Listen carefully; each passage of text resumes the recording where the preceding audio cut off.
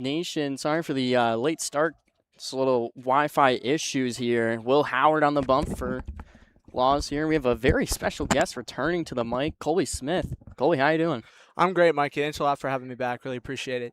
It's honestly an honor having you back. You've been honestly a staple to the Outlaws, staple for me getting this job. I mean, I know things didn't work out well in Florida, but I mean, it's great to have you back. Well, hey, I really appreciate it. Always a great time to be back here at Damaski Field, no matter the circumstance. 100%. Team's currently 8-15-1.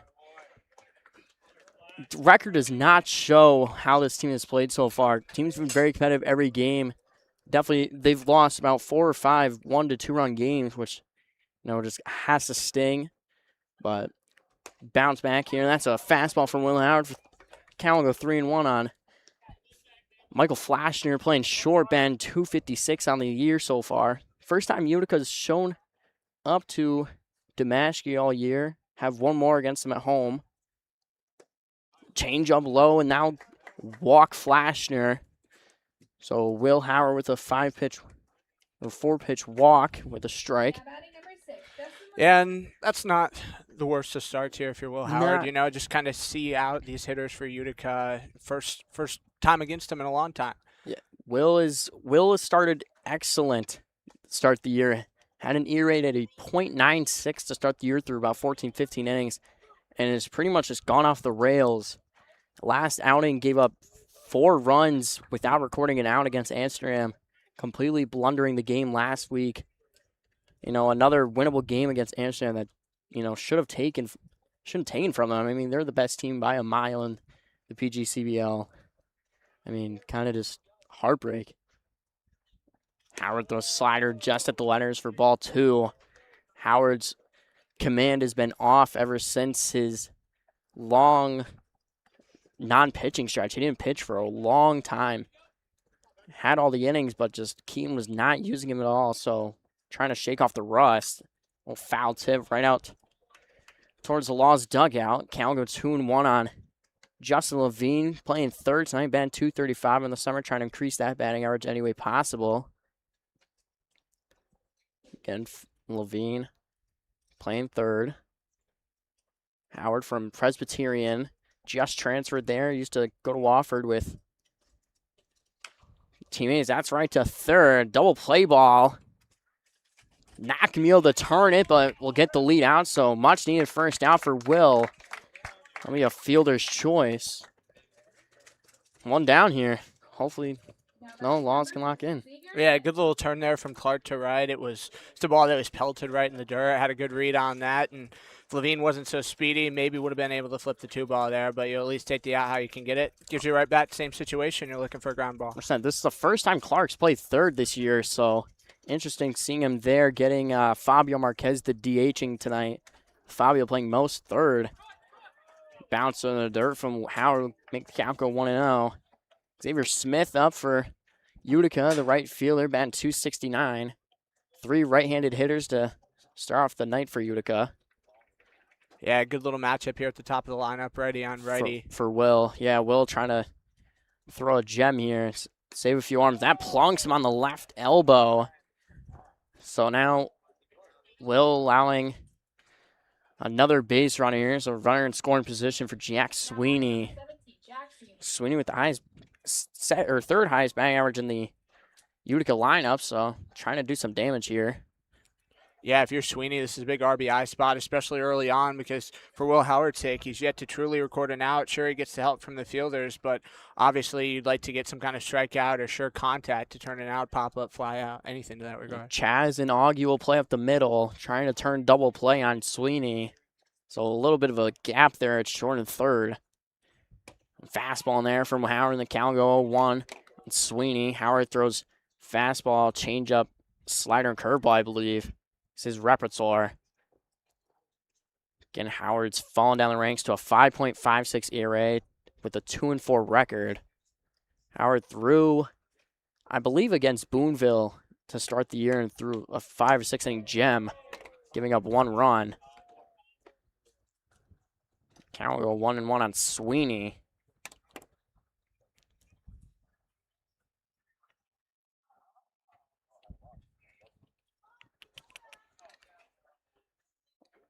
Howard checking second is 1-1. He's out there in the right.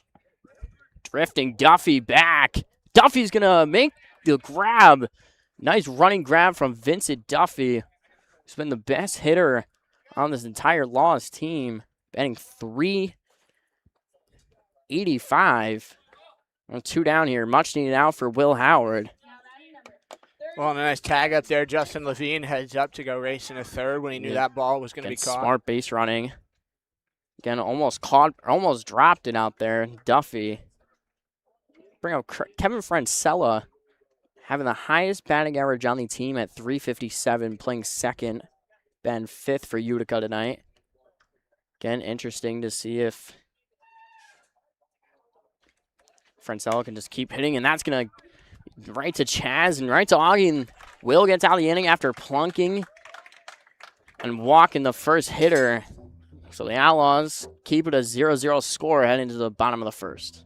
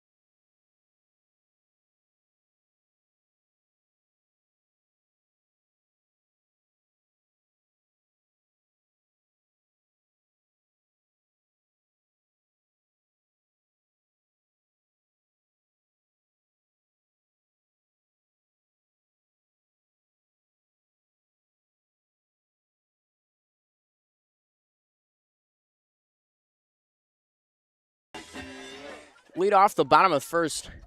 Just freshly graduated senior Nolan Stark leads off. Stark's been leading off pretty much every game. Stark, ever since his nightmare start against Amsterdam, giving up 9 runs and 3 1/3. Pitching-wise, has completely turned it up. Threw a 3-hitter against Boonville the other day, complete game. And then threw 5 innings, a 3-run ball against Amsterdam a few nights ago. Starks has the 3rd highest batting average on the team. He can pretty much do it all. He can play the middle infield and play center. So a great util guy to have. Takes fastball from Austin Rhodes. Rhodes has a 3.46 ERA from AIC, which, fun fact, is GM Tony DeLello's alma mater. So interesting to see that. Rhodes a southpaw. Little chopper. Right back to the Utica dugout area. And the count go 0-2 on Stark. Little slider up and in. Colby, you mentioned that this is more than likely a returning player. Yeah, 3rd season with Utica. 3rd season, so very loyal player to this Utica team. So 0-2. Slider just misses from Rhodes. Count go 1-2 on Stark. Again, this top half of the order for the Outlaws, the highest batting averages on the team, with guys like Strand, Duffy, Marquez, and Clark.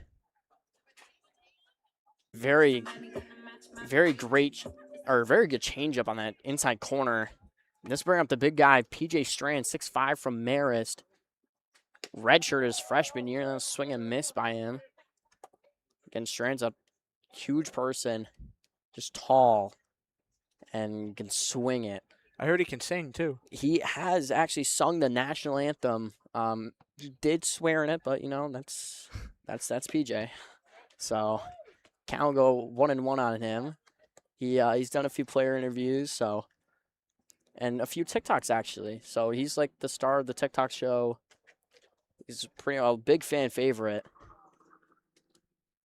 Rhodes change up low for ball 2 because of how hot it was and the impending rain, which led to some flooding in some areas, and the game was just unplayable.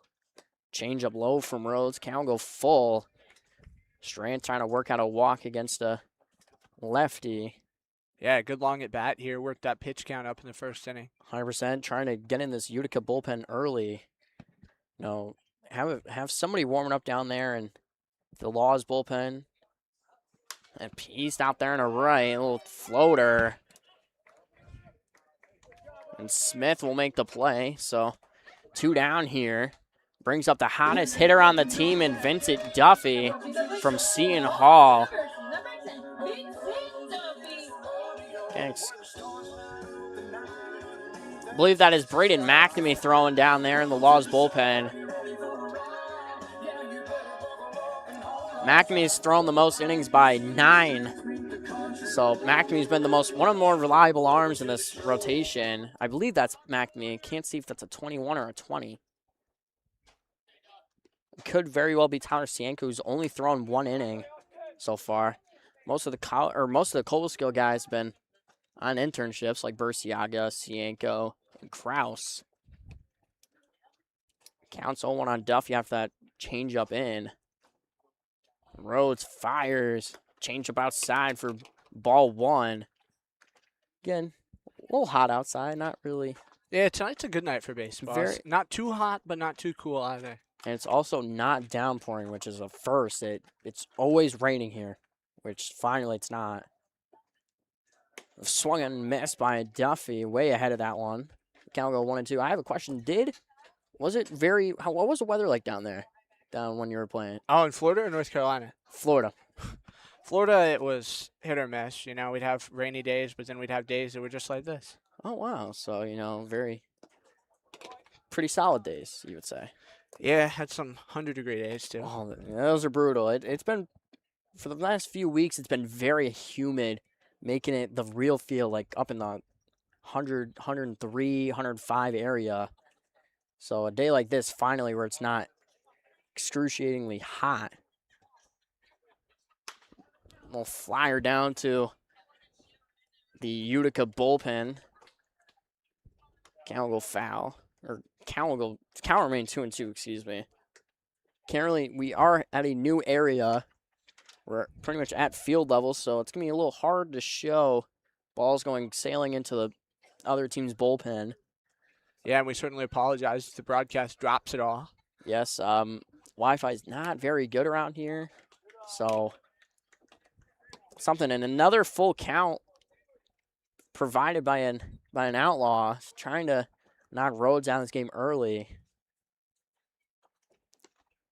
Again, Rhodes has a very solid ERA, sitting about 3.3. Foul right back in the netting. Count remain 3-2.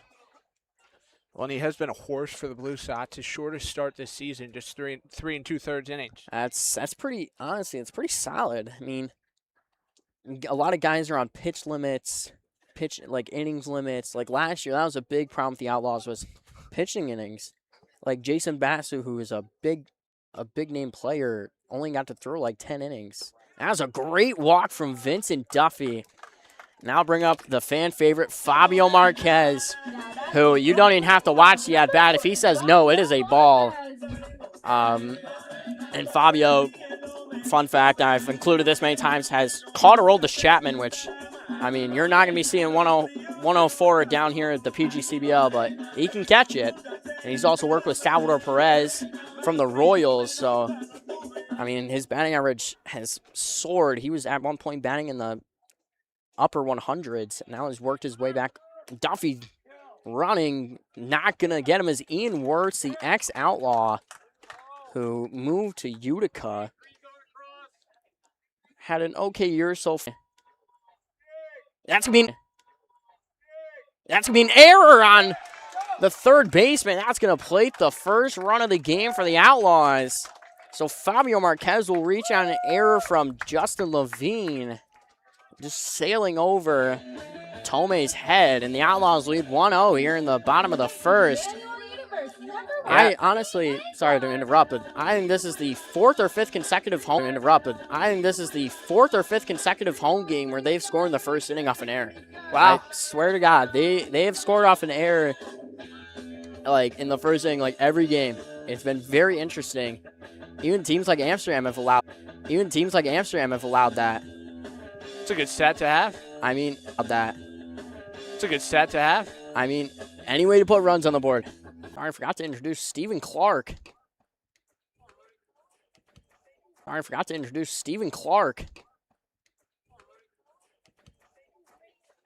Clark's honestly another riser who is batting in the lower 100 or mid 100s has now risen to a 268 average. Been playing a lot more recently. Hence his batting average increasing. Keene's got to play him. Foul out by Clark, and count go 1-2. Clark from Emmanuel University. Again, random colleges that Keene Mark got these guys from. He has 4 from St. Joe's. He just picked up a new guy from St. John's today, a pitcher. Do not know how to pronounce his name.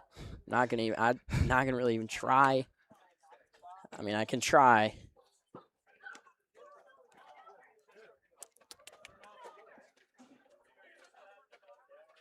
It's crazy because a lot of these schools you're mentioning, like a Coker and Emmanuel, I recognize from being down south. Yeah, it's there's honestly, we have one from Grand Rapids Community College out in Michigan. Okay. That is Jack Lockwood. And Clark's gonna go down, foul, tipping in the glove of Ian Wirtz, and now finishing Outlaws plate 1 on an error from Justin Levine. So always a good start to start off 1-0. We'll be right back.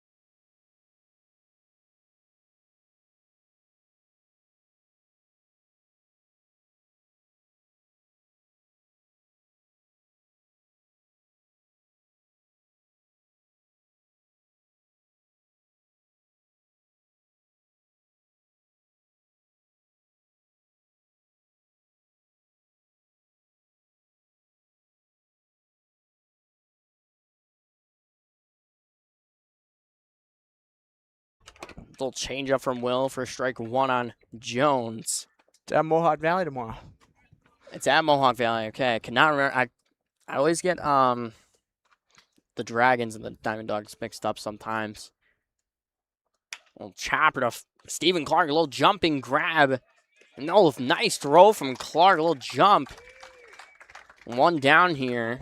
Will Howard trying to, have a big bounce back after that brutal outing the other night. Not recording it out. Well, and it certainly helps you get a little run support there in the bottom of the first inning. Even if it's just 1, adds to your confidence a little bit. 100%. I mean, Will had one of the best starts in the entire PGCBL. And not going to play for Penner. So, and Dave Weaver, I know him very well, catches one in foul territory. Wish that would count as an out, but that'll be strike 1 to RJ Tomei. That's going to be a base hit right in front of Stark, and Be the first hit of the night for the Blue Sox from off the bat of RJ Tomei. So they're trying to, have a bounce back inning after giving up a run on an error. Need to give Austin Rose some run support. Yeah, and there's no doubt about it. It was just a barreled up baseball. Will Howard just didn't float it into the zone he wanted. It looked like a slider. They just missed the spot. Yeah, Stark was playing very back. I mean, this field, it's hard to play anywhere. That's a little chopper right in front of me. Saw that advanced RJ Tomei. And as I was saying, the fields here, we have the biggest field by about 30 feet down the line, being 335. It's really hard to hit a home run right out here. Yeah, this is a pitcher's ballpark for sure. Damaski is about as tough as it'll get at summer collegiate ball. I mean, the home run I saw from Gabriel Rivera the other night, ball at least had to go 430 off Braden Johnson. Chopper down near pitching coach Seth Scoville. Another coach add to Keaton Markin.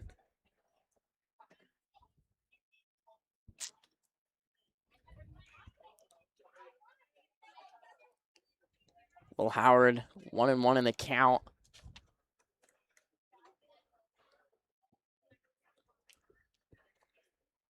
Howard checking second is 1-1. Little chopper to Chaz and gets out of it after giving up the base hit to RJ Tomei and keep a 1-0 lead heading in the bottom of the second.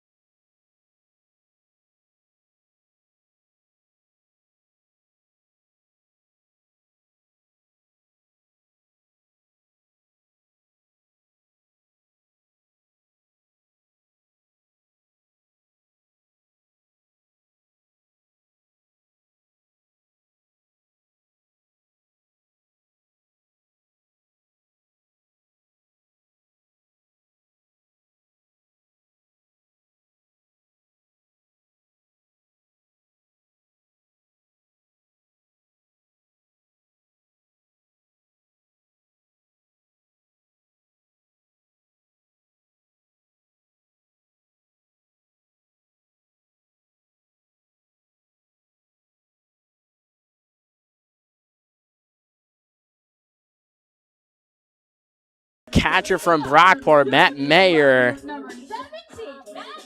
Matt Mayer's bat's cooled off a little bit. He was batting around in the 300s, now dipped down to 264. Again, Matt finally got a break the other day on the 4th of July. And he's appeared in pretty much every game except a few. Vince Duffy and Fabio Marquez, the only other catchers on the roster currently. Sinker high from Austin Rhodes, and the count will go 1-0. Rhodes back out there trying to give Utica some longevity, trying to save their bullpen as much as possible. That's what any pitcher wants to do. Slider low for ball 2. Again, Rhodes still throwing about the same as he was in the first. Again, pretty solid ballpark tonight. Solid crowd. As Rhodes 2-0. Little foul back right in the netting by Mayer. Count go 2-1 on him. Mayer's been very consistent all year. I mean, exactly what you want out of a catcher. Foul back by Mayer, and the count go 2-2. Yeah, if you have a catcher who can do all those little intangible things right, he can call a good game, he can play every day, and obviously even hit the baseball, you got a real good one. Yeah, he's also thrown out multiple batters down at second. I mean, he has a great arm. He knows how to also fish. I've I think the locals would know the reservoir.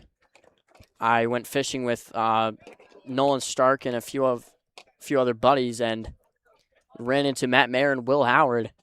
They were catching catfish, and Matt Mayer's a proclaimed pro fisherman, so he can pretty much do it all. He swung on a miss. Great upper changeup from Rhodes. Rhodes dealing here. Has yet to give up a hit. And this brings up the Cowboy, as I said, Colin Penner. His bat has 100% cooled off. He was batting about 300, now fallen to 233 on the year. Penner, great team player. Foul back to the netting. Count go 0-1 on Penner. Again, the Outlaws are only 3.5 games out of the playoffs, unless it is a 5-team playoff, which I don't know if they changed it or not. But if they didn't, then the Outlaws are in the playoffs right now. I mean, from a standpoint last year, I mean, it was pretty much, we were done about the 4th of July last year. Yeah, it was a rough year last year. Yeah, I mean, Colby endured it. I mean, it was a very long and frustrating year until towards the end, the Outlaws started playing really well. Alls were cooking in late July. They had a great second half of July and never wish they had that start at the start of the year to, scare teams.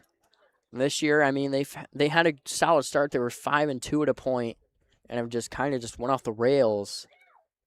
Just not playing overall great baseball, but just blowing the games has been the biggest thing. The pitching is just kind of falling off from the top end guys.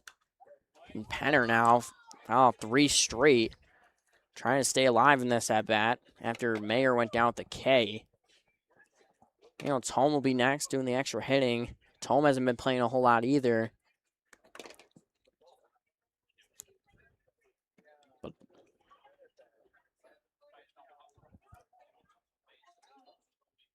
Rhodes, it is 0-2. Gets Penner to chase, and count remain 0-2. This is now a 5-6 pitch at bat.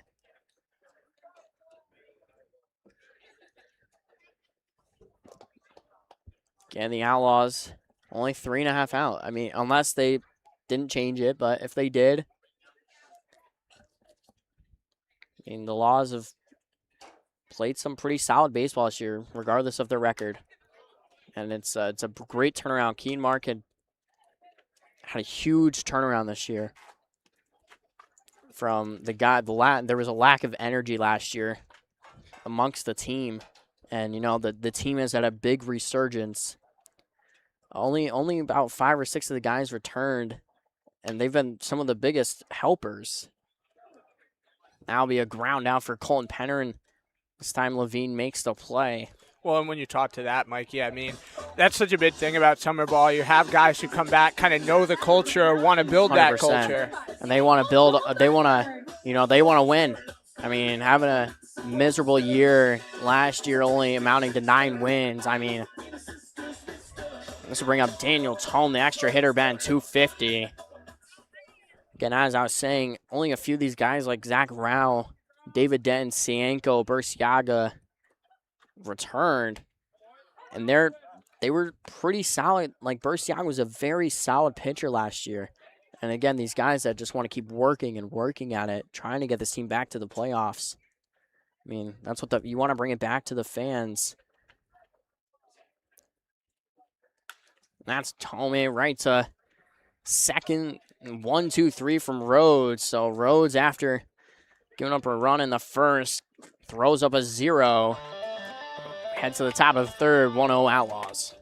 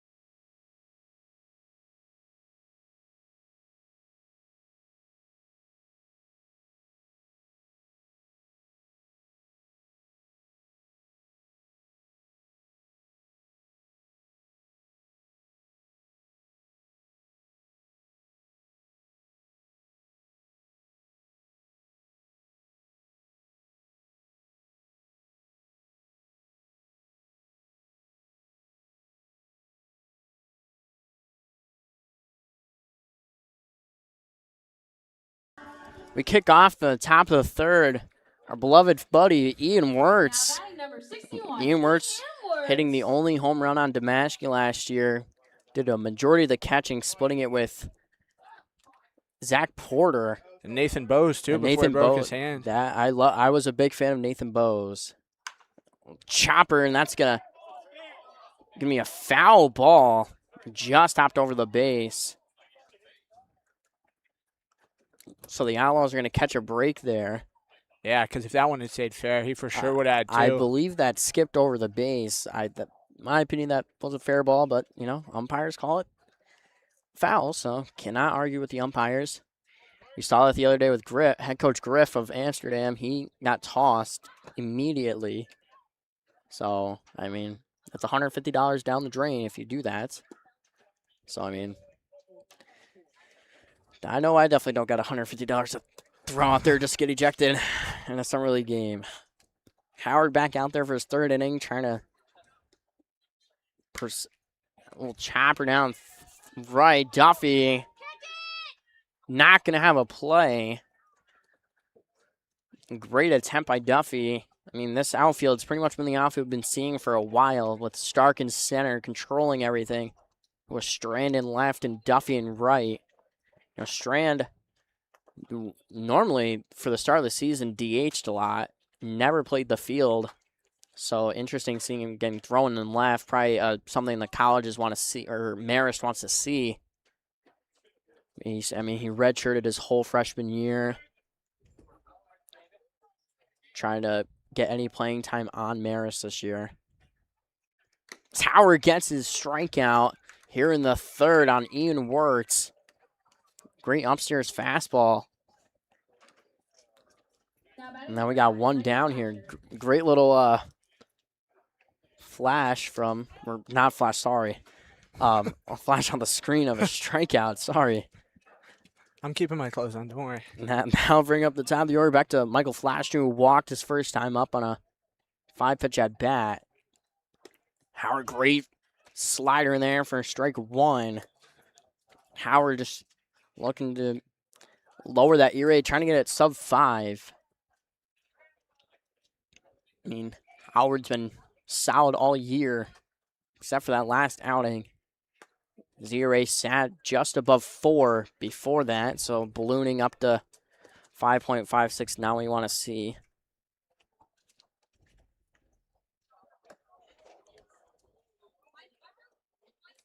Again, Justin Levine, who made the crucial error, will be next. Change up outside for ball 2.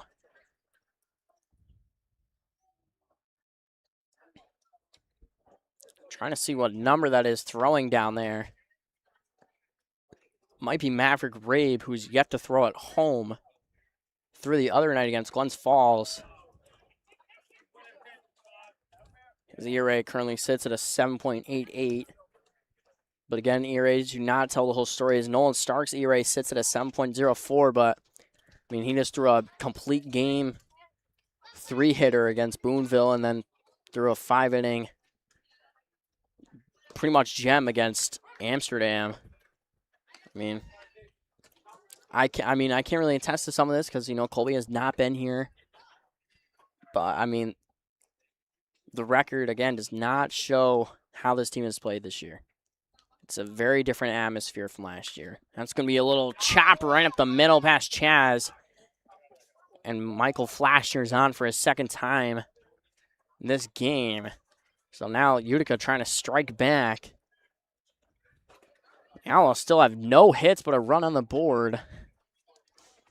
Kind of the moral of the story this year. Outlaws at a point against Amsterdam had only 2 hits but 4 or 5 runs. Hey, score runs however you can get them.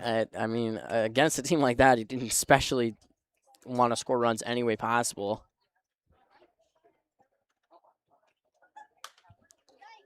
Fouled.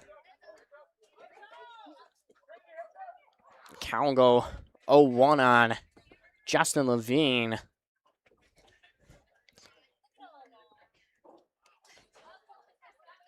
Don't know, little technical difficulties on the scoreboard currently. Still stuck at 3-2-1. Not ours, Colby. You're never wrong. A little throw over from Howard does not get Flashner to get off too much. Maybe Flashner, maybe he's like the Flash. He can just take off anytime he wants. You never know. And Flashner, as soon as I said it, runs. He's going to get, Mayer will throw out Flashner. Mayer again, another runner caught stealing. I believe that was ball 1. So the count is 1-1 to Justin Levine. So again, Mayers consistently throws out batters. Flashner had a good jump on that too.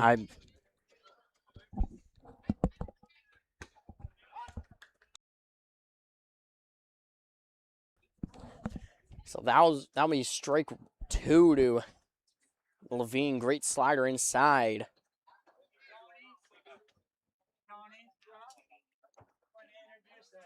Howard's 1-2. Little chopper. Sorry for the voice crack. Little chopper towards third base coach and Stephen Clark. This Outlaws team is batting a team average of 244. And Utica's batting around 268. So, I mean, bit of an increase from last year. Team batted 230 last year. And did not have a single player batting above 300. Which is just insane. Really fouled out of play. Well, the crazy thing, too, and we were talking about it before the game tonight, all those guys who at the top of the Outlaws hits in average leader-wise last year, a Jack Clark, a Jace Kohler, all those guys went back and had solid spring seasons at the very least. Playing at Lehigh, High Point.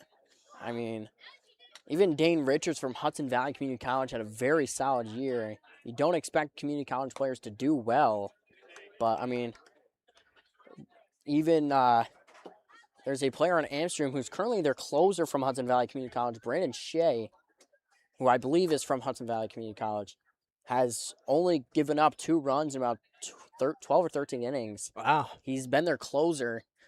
I mean, he's been a stud for them. Howard's 2-2. Plunks Levine right on the elbow. Hopefully Levine's okay.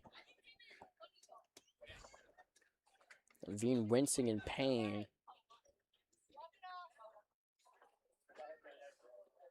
Again, now the second batter that Howard's hit in 3 innings. Or 2 2/3, excuse me. Yeah, when he's missed, he's been a little all over the place, but some really good stuff nonetheless. I mean, we've been talking about it. The breaking stuff's looked good. Yeah, His fastball, he gets some good speed to it. Very different from the other night. The outing just could not find the strike zone. Walked about 2 or 3. It seems Levine will be all right, and he'll run. So, base runner on here for the Blue Sox. Okay, we'll do a little updated standings. Haven't done many of those. Haven't had many home games. Only have about 7 left. The Outlaws have not been able to make up a lot of these games, which is way different from last year because now these games are crucial. I mean, if Outlaws have to get that one of these games, they got to get these games in.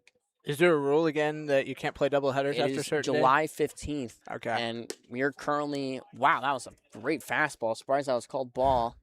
Mugger come to say hi at the little booth, including Josh Lang as well. Mugger's been on the IL pretty much all the season. That'll be right to Chaz. Will flip to Ogden. 3 outs. So Will's dealing here through 3. Outlaws still lead 1-0.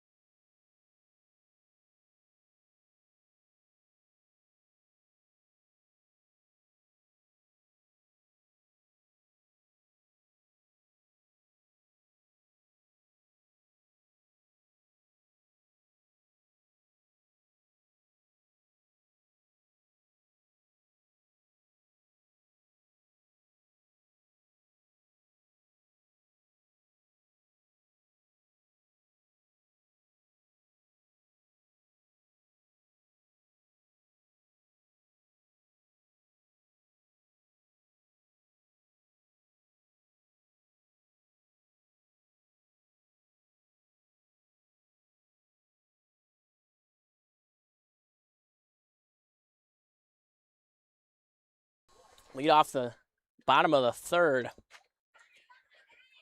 Have a little bit of update standings. Amsterdam obviously cruising at 23-5-1, just stomping their way through the Eastern League. I mean, hey, at least the Laws gave them a tie. that is true. We broke up.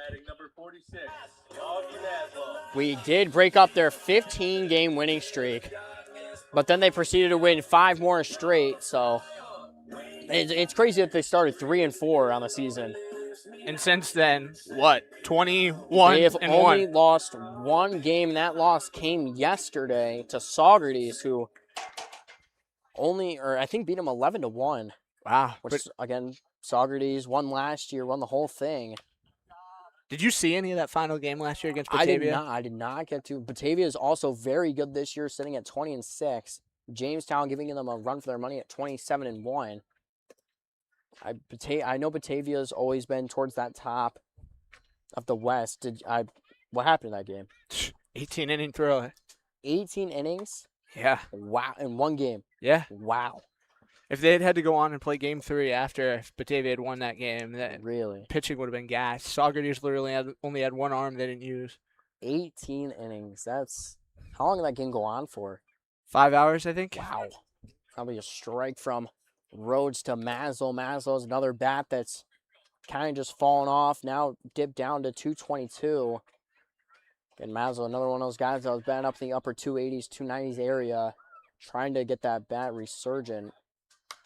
Oh, foul right out of the park. Actually, that's going to stay in. It is Chobani night here, so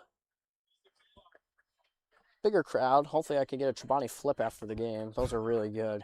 Those are really peanut butter cups. My favorite one. I am a fan of that. I do like the cookies and cream. I'm a big fan of those. Had those for school a few times. Rhodes does not get Mazzel. Chase Cal go 2-2. Just saw Justin Levine walking back in the dugout with ice on his elbow, so possibly could be done for the night after getting plunked by Howard. Another foul. The Laws are staying a lot of these at-bats, running Rhodes' pitch count up. So, I mean, can't tell if there's any action down the bullpen. Maybe after the half inning, I'll go take a little step down there. Rhodes 2-2. Gets Mazzo to fan. A changeup. Mazzo just still struggling at the plate. Low to Chaz. Cal go 1-0. Chaz playing second bat in 222, same as Maslow. But now, Maslow batting lower than that. Lovely photographer Mark just walking by, taking pictures of the guys. Give Mark a follow on IG if you haven't. Post great stuff. It's M. What? It's currently mtmedia.1 if you want to look at any pictures of the Outlaws. They're all there. Or Liv takes pictures. She's dating Jimmy Stroline, I believe, on the team. She also takes pictures, great pictures. And Gabriel Lynn Photography, our third photographer. We have a lot of photographers.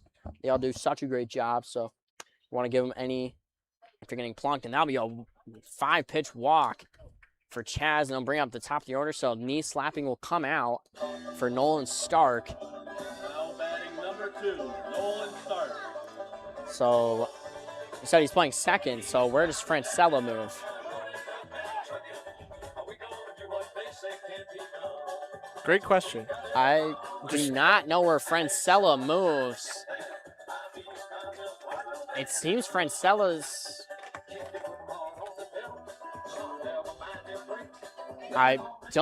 It seems that Francella might have taken over the extra hitting or DHing job, or maybe his night's done too. I'm going to slider in there from Rhodes, and the count will go 0-1. So... Again, don't know where Francella moved to.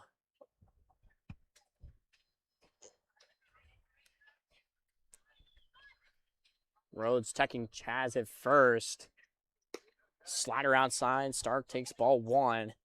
Again, see Chaz leading closely at first, trying not to get picked off by the lefty Rhodes.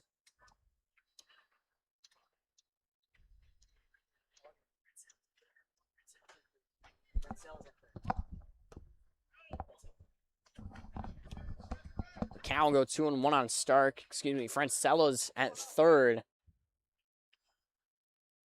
And Fry's at second, which makes a little more sense there. And Potter Pino is not, or Paratano is not in the game. Rhodes fires. That was only popped up on the infield. Make the play. Is Otome. No, 2 down here.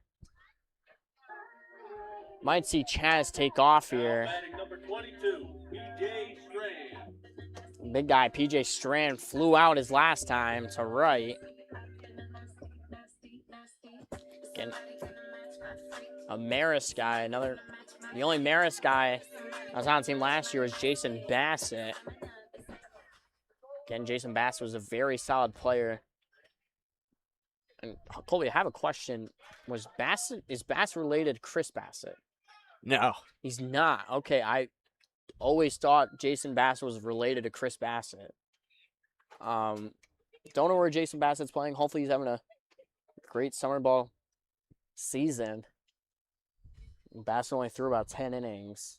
Strand takes slider. Great backdoor slider from Rhodes. Strand, not a fan of that one.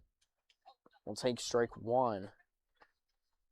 Now I was saying about standings. Saugerty sits at 15-9. Utica sits at 14-13. Strand's going to fly one out to right. Chasing Smith back, and that'll be 3 outs. Great swing from Strand, but Rhodes keeps it a 1-0 score heading in the top of the 4th.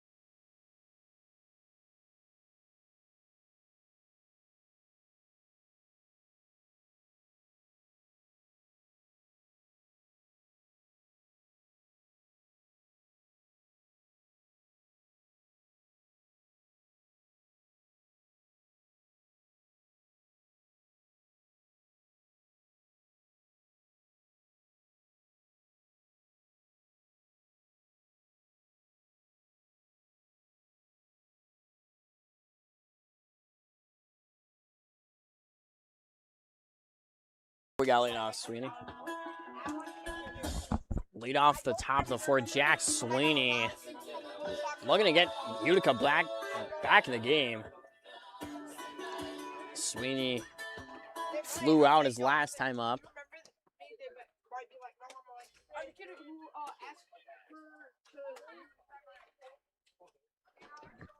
Sweeney from Rutgers. Another, or possibly there's 2 Jack Sweeneys. So he could be either from Brandeis College or Rutgers, which is a pretty big difference. So I'm gonna say he goes to Rutgers. I mean, that's a pretty big time Big Ten school. That hits Sweeney ever so slightly. Now batting number 32, Kevin Francella in at third, as Fry will step in at second. So Howard now plunking his 3rd batter of the game, trying to limit those. I mean, you don't want to plunk anybody. Yeah, yet alone 3 in 3+ innings. And that's a liner. Interesting stop from Sweeney. If he didn't stop, he potentially could have scored. He had a little stutter step hesitation. I think the biggest thing there was he didn't exactly have the best of reads off that baseball. I think maybe he thought P.J. Strand or Nolan Stark was going to get to that ball a little bit quicker than they did. But going first to third, not bad either, because now if you're Oneonta, you're really looking for a ground ball kind of out here. Or a big double play. Owner Gary Lang just throwing baseballs into the crowd. Oh, must be a little promotion from Chobani. PA announcer Deja begging for the ball all the way up there. And that's going to be a sacrifice bunt, suicide bunt. Going to be a great bunt, scoring Utica's first run of the game from Connor Jones. So sacrifice bunt for an RBI ties this game up. Batting number 18, RJ Tone. Yeah, and you move Francella over to second, which now if you're the Blue Sox, you tie this game up, you get a runner in scoring position. You're just going to be looking to play more sacrificial baseball. Yeah, 100%. Did not see what Tomei did his last time. Did not write it down. Single. He singled. So already ahead on Howard being 1 for 1. And Howard just threw a slider there for strike 1. Again, Francella out there at second. Utica trying to take the lead here in the top of the 4th. Howard. That's skied out there in the left. That's going to be foul. Thing was crushed. But I saw it drifting foul. So did not want to get too excited for a home run call. I mean, very rare that a home run's hit here.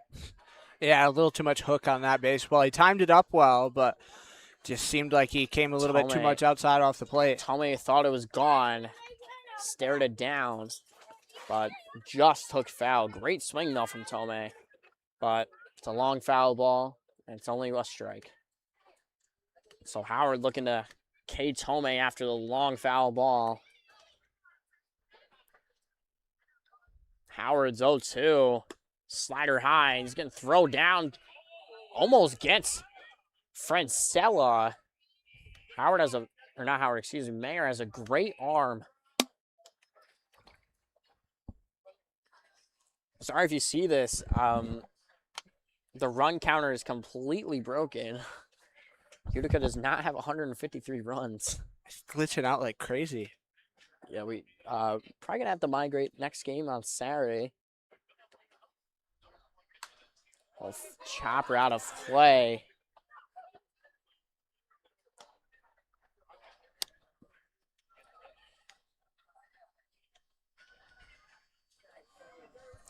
So sorry if we lose a little bit of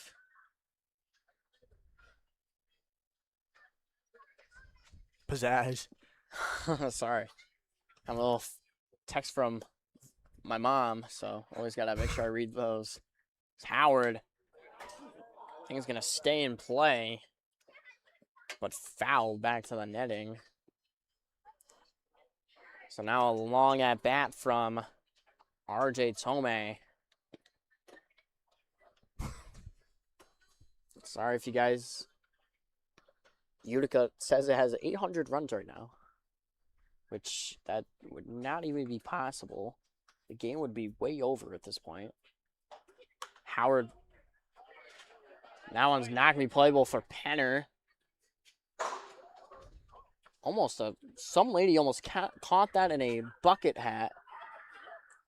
Which bucket hats used to be really popular. I used to have one of the New York Mets until, got ruined. And the Mets also suck right now, so.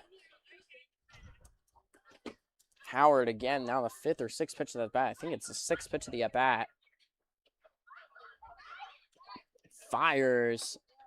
And strike 3 on the upper corner. Tomei does not like that call. Still chirping. So 2 down here. Very big strikeout for Howard. Brings up Bowden Fernslayer. Fernsler Ben 250. With Francella dancing. Swung on right through that slider, and Cal go 0-1 on Fernsler. Sorry if you're seeing any technical difficulties on the current live stream. Utica does not have 1,051 runs. So, again, do not know what's happening with that. Howard fires. Lifter out there and left. Strand. Gonna make the grab and 3 down, but Utica ties it up at 1 after a sacrifice bunt RBI from Connor Jones. We'll be right back. The Outlaws return home Saturday.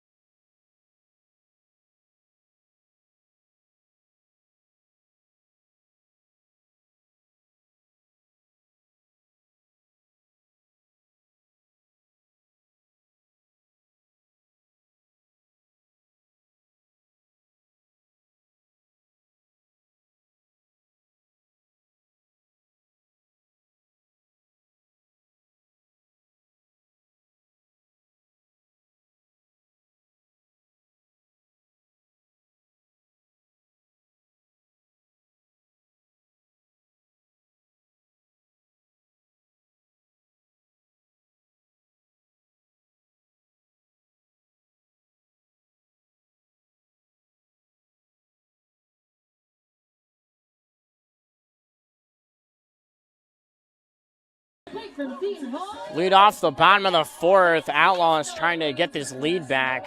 Rhodes still out on the mound. See Stroline stretching down there. Stroline started the other night against Amsterdam through 2 innings to give up a run. Bring up Vincent Duffy. Duffy walked his last time up. Duffy trying to get the Outlaws back on the board. So floater out to left center.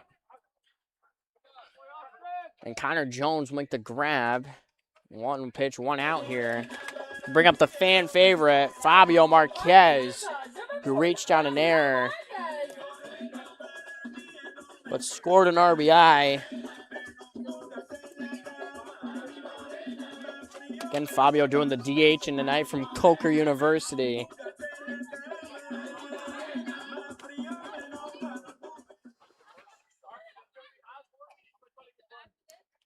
Rhodes. Foul tip by Fabio. The count go 0-1.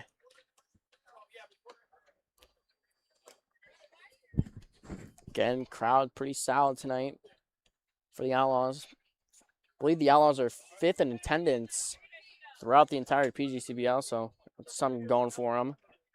Fabio shakes his head no, so that is ball. He didn't say no on that one, which is unusual of Fabio.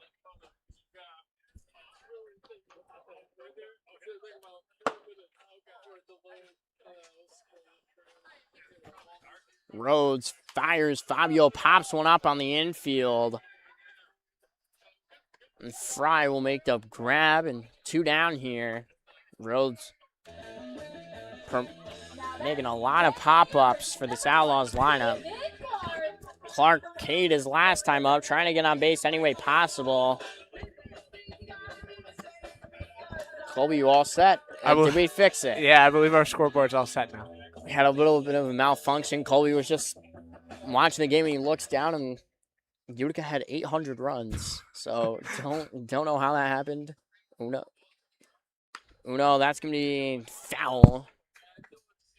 Little chopper from Stephen Clark. Again, Outlaws have yet to record a hit, which, I mean, it's been kind of a reoccurring theme, but they've kind of been making a lot of noise in the ninth inning as of late. Almost came back 4-0 against Mohawk Valley earlier in the season. It was a great sequence. Inside, pretty much a Little League inside the park home run. And then had a bases loaded opportunity with 2 outs, and Mayer flew one and was caught diving in center, ending that game.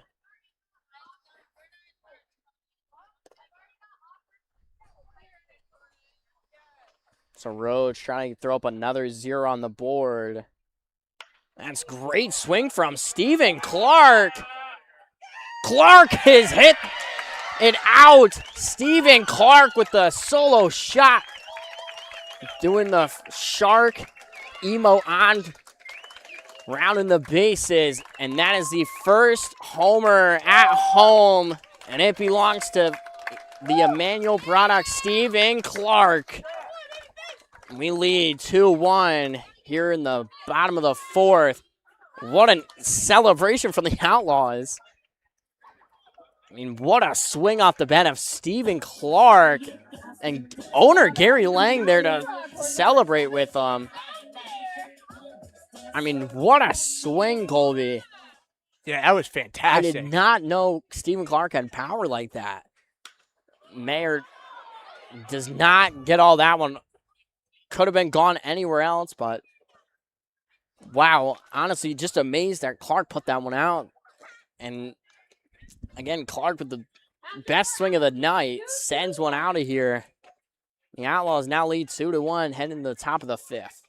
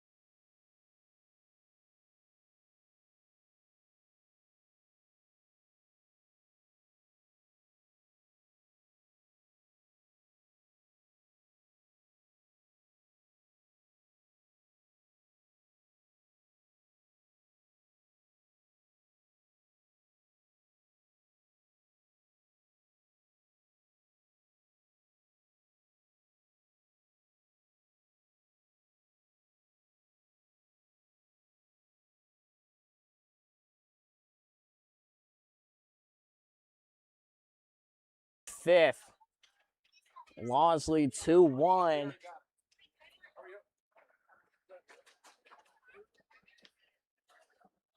It's good to see you. If Howard finishes the inning without giving up a run, Howard could potentially be in line for the win. Again, Howard now trying to get through his 5th inning of work of 1-run ball. Again, I'm still in shock. Stephen Clark had power like that. I thought he was just an all-around hitting guy. But no, Clark just muscled one out for the first Outlaws home run at home. I mean, that's got to feel great for Clark. Yeah, give you a little confidence, shake the monkey off the back. That's a quote, and that's lined out right to Strand. Misplays it. Strand trips and falls. So that'll be an error against PJ Strand. Now batting number 61, Ian Words. They're going to award that a hit. Which, Colby, would you award that a hit? I would not. I would not award that a hit. It was clearly a ball that he should have had. It was right to him. Yeah. Now the ex-Outlaw Ian Wirtz is up. Popped up on the infield. Mazzo calling. Mazzo will make the grab and should be 2 outs, but 1 out here. Bringing it back up to the top of the order. Got people recording me. I guess I'm a celebrity around here. Hey, you are. Guess I'm a celebrity. You're the star of the show here. I had took the reins over. Colby did a fantastic job. I was his sidekick for a few innings last year. I was gonna make an appearance by myself. Great bunt. That's gonna go foul. Almost a great bunt from the leadoff hitter, Michael Flashner, who has already been on base twice.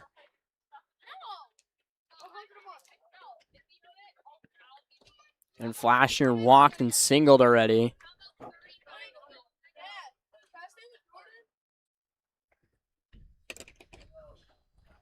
Yeah, and if you're Will Howard, you desperately need this out here. Got 1 on the board, runner at first now in a tight ball game. Trying to get through this 5th inning, get the win. This will be his 3rd win of the year. If he's able to lock in here. Will checking out McCartney at first, unable to get him. What's his longest outing of the year? 6 innings? 6 1/3. 6 1/3 he threw at the start of the year. 1 player of the game, he struck out about 5 or 6.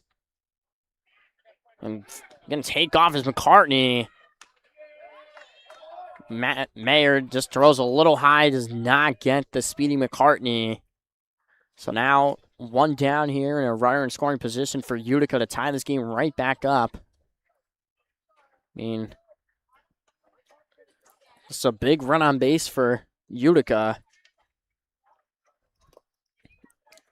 Don't want to get too deep in their bullpen. No, they've tight playoff race. They've snuck into 3rd in the Eastern standings, sitting at 14-13, winning their last 10. They're 8-2. So I mean, they've had a great turnaround.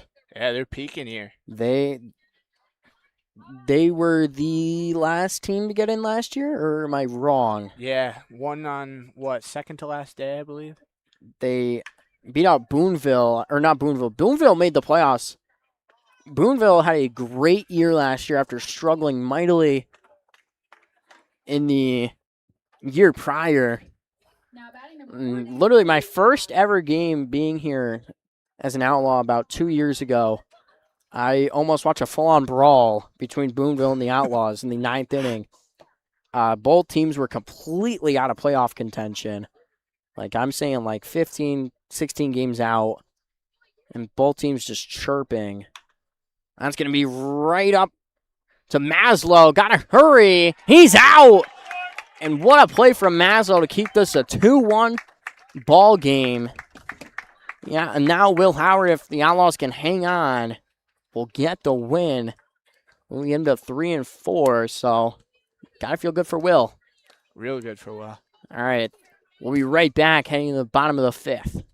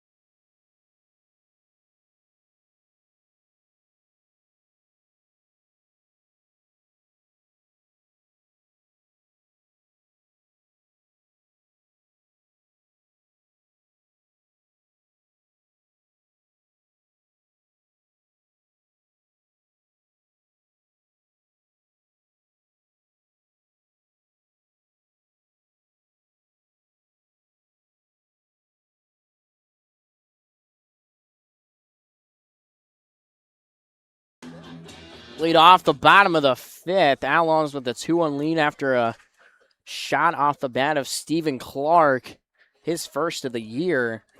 I mean, Clark has completely turned it up after struggling the first part of the year. And this brings up the Cowboy, Colton Penner. Penner grounded out his first time up. Outlaws still only 1 hit on board, and it's a solo shot at Demashi Field, which is pretty unheard of, being the first hit of the game. That's going to be right to short, just a 1 hop. That's going to be not an error. Oh, he dropped the ball, and that will be a hit, or not a hit, an error, excuse me. Wow. On Michael Flashner. So what an interesting, I thought he was out, and then it just popped out of Tomei's glove.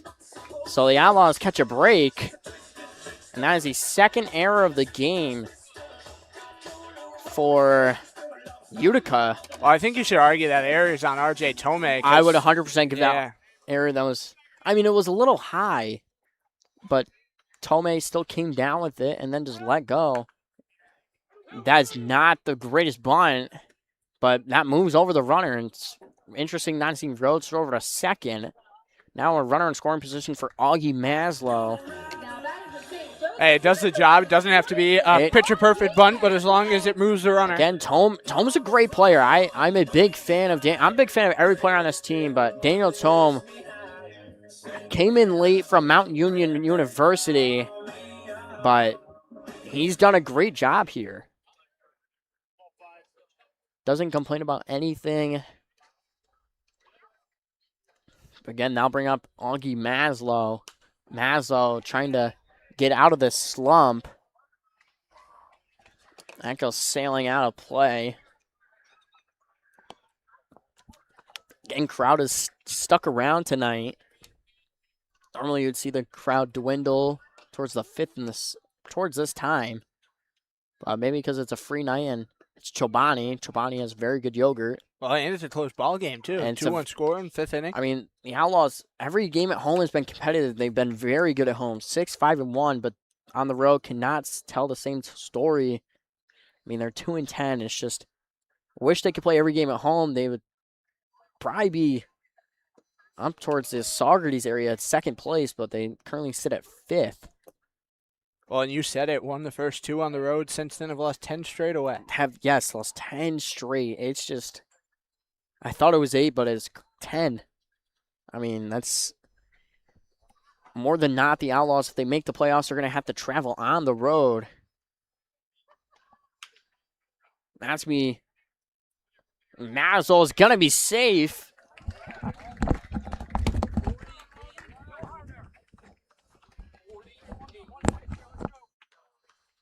I got to ask him another question.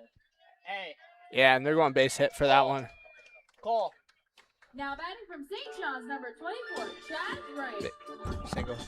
Come on.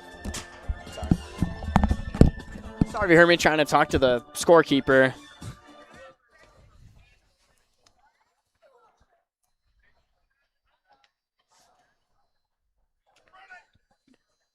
Trevor Bailey's down there in the Sox bullpen, warming up, potentially coming in this inning. Mazzo beat out that probably should have been scored an error, but scored a hit. Chaz takes fastball down the middle. Don't know what the count is currently. Should be 0-2. Count is 0-2 on Chaz Wright. Sorry, the scoreboard. Keep looking up, and it's a at bat from the batter prior. So Rhodes much needed out here on Chaz Wright. Rhodes fires. Slider outside does not get a chance to chase. Cal go 1-2. Again, Chaz, the left-handed second baseman. A little slap hitter, pretty much. Reminds me a little bit of Luis Ariz of the San Francisco Giants. Chaz from St. John's. Found one off just barely. stay alive.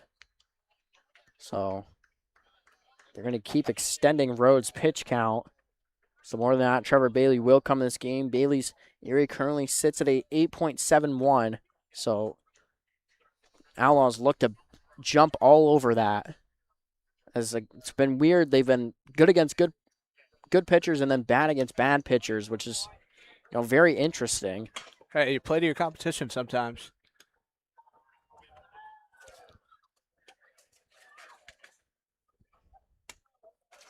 So, I mean, Laws have been very streaky this year against bad and good pitching. I mean, they tacked on 2 runs against a Kentucky product in Toby Peterson of Amsterdam. So, I mean, scoring any runs against an SEC player is pretty big. Chaz takes fastball on the inner corner for strike 3. Now I'll bring up the top of the order and Nolan Stark. Now batting from UNCW, number 2, Nolan Stark. And Stark, 18 years old. The newest player on University of North Carolina, Wilmington.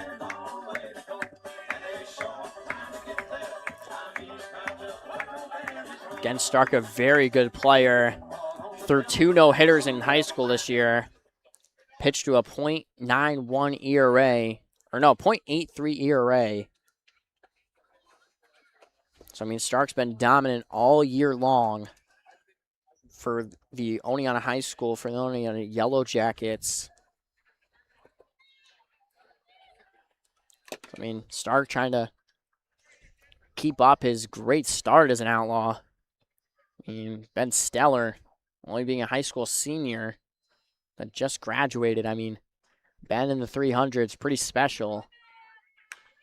Chopper, that's going to get through, and that's going to plate a run.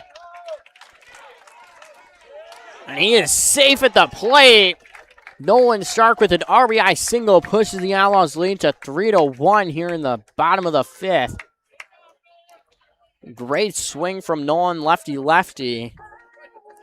Now bring up the big guy in P.J. Strand. Number 22, PJ Strand. Yeah, it was a good swing on that. Connect to drive it to the right Right side. on a slider inside. He just pulled it right down in between first and second baseman Tome and Fry. There's a little bit of a play at the plate, but just late. Great throw from Xavier Smith out there.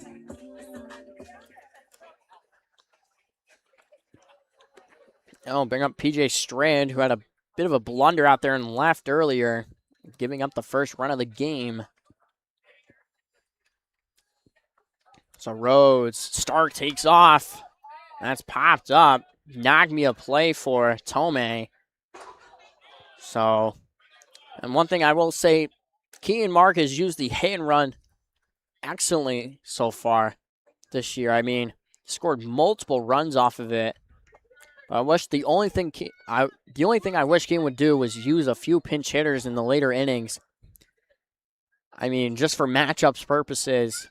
Keegan used a lot of them last year, filtering guys in and out, but this year it's pretty much just gone silent. I mean, except for a few pinch runners in later innings. I mean, wouldn't you want to use that to your benefit? I mean, I think different years, it's a different matter of who you got, where you feel comfortable, and maybe just doesn't feel comfortable in those spots. in the this year. clutch situations, 100%, or for defensive purposes. Strand, great grab by Fry, and that will end the inning. Outlaws tag another one onto Rhodes, pushing the lead to 3-1 after 5. After 5, Outlaws lead 3-2-1.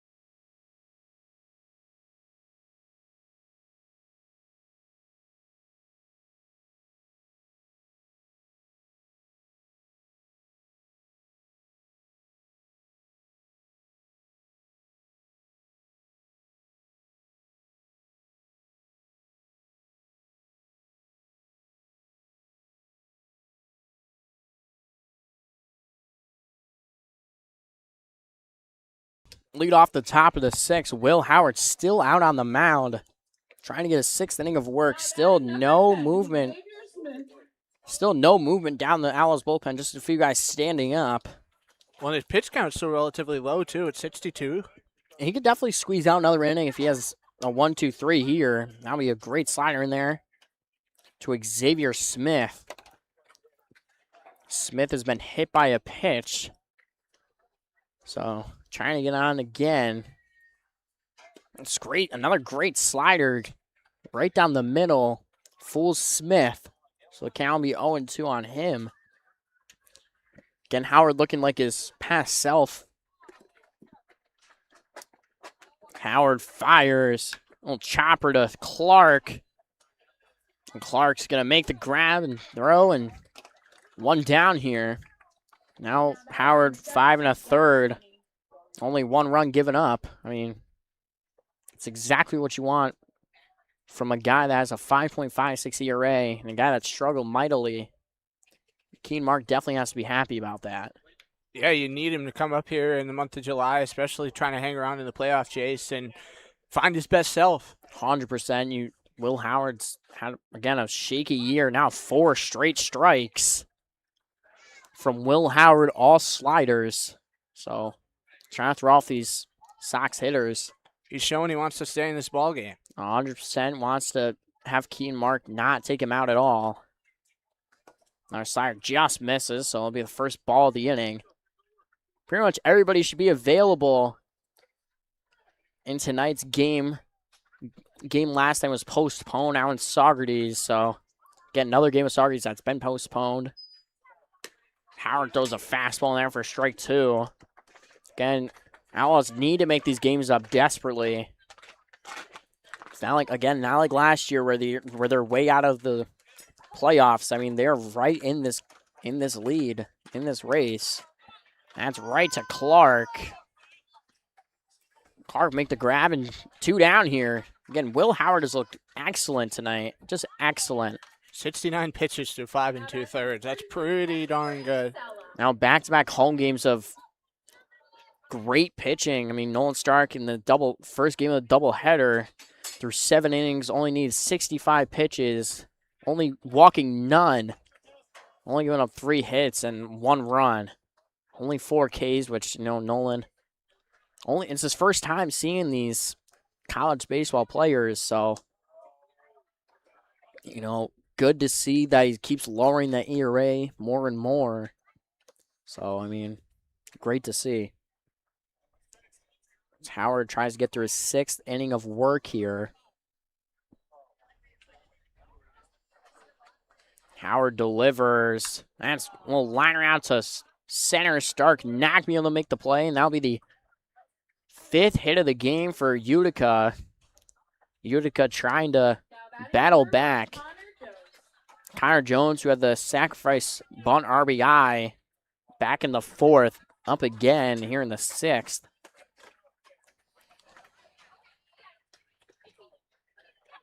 Now somebody warming up down there in the Laws bullpen. Cannot see who it is. Might be Bruce Missler. Bruce has not had a great season so far, batting and hitting wise. Has an ERA above 12 and a batting average of .83. So, again, looking to get any confidence back. 17. That's seeded out there, and that's going to 100% play a run. That's going to be a standing triple for Connor Jones. So now the lead is cut in half off of a Connor Jones RBI triple, giving Utica some life here. At the plate, number 18, RJ Tolman. Yeah, back-to-back. Technical Community College, Colby Lintel up in that bullpen, so never seen him before. Just got added to the roster today. That's lined up the middle, and that will tie the game. And Keaton Mark, more than not, will take out Will Howard here. So now an RBI single from RJ Tomei ties this game at 3. So Keaton will go to the bullpen here. So Howard's day is done after going 5.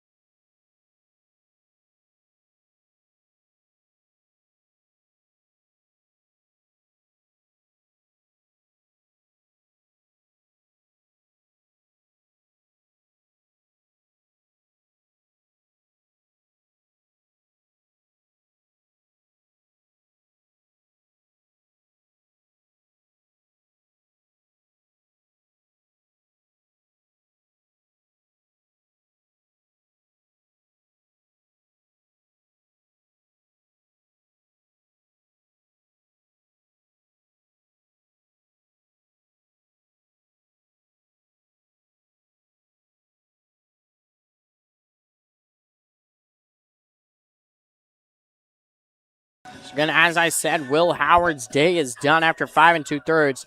Is responsible for the runner on first. And that brings in Colby Lintel.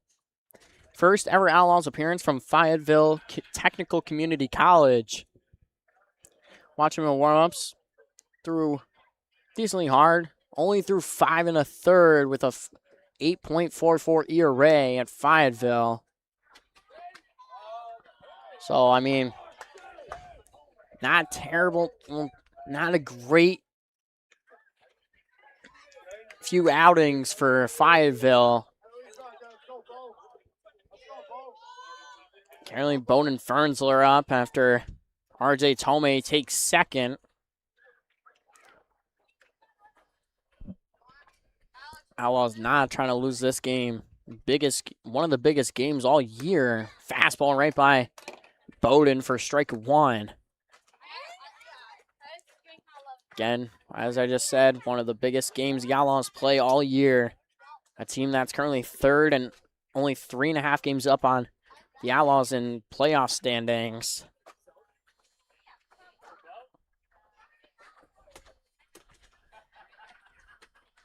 Lintel fires. Foul right back to the netting. Cal go 1-2 on Bowden Fernsler.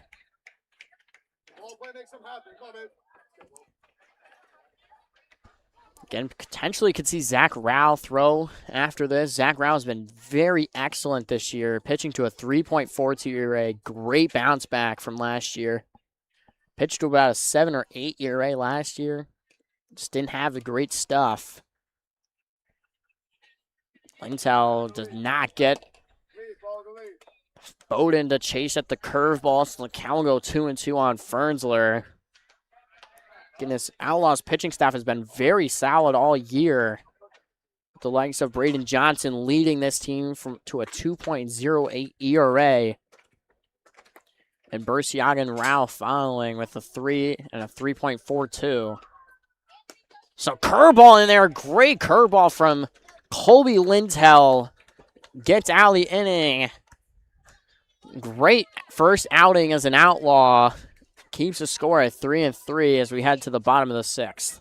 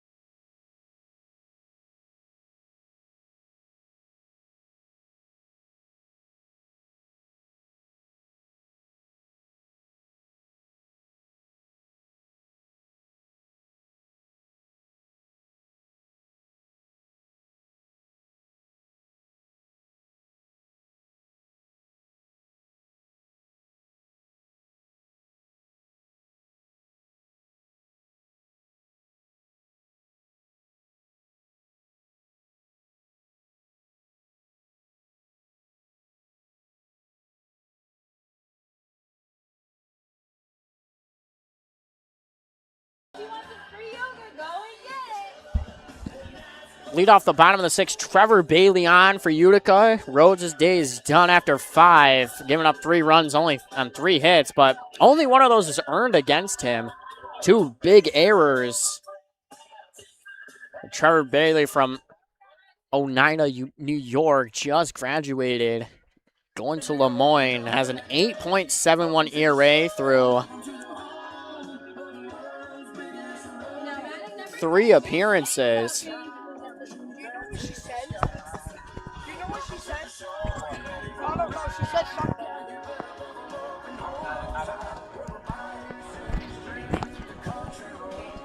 Middle part of the order for the Outlaws coming up, the 3, 4, and 5 hitters, and Duffy, Fabio, and Clark. Again, another guy we've not seen. I've not seen any of these Utica guys all year. I mean, you have to play a home game against these guys. So count is 0-1 on Vincent Duffy. Duffy flew out his last time up, but walked his first time. Bailey, that's lined right out to center, but be right to center fielder Connor Jones for the first out. Oh, another line out for his Outlaws team. Now batting number 40, Fabio Marquez. So bring up Fabio Marquez, the DH. Fabio's reached on error and popped up on the infield grass.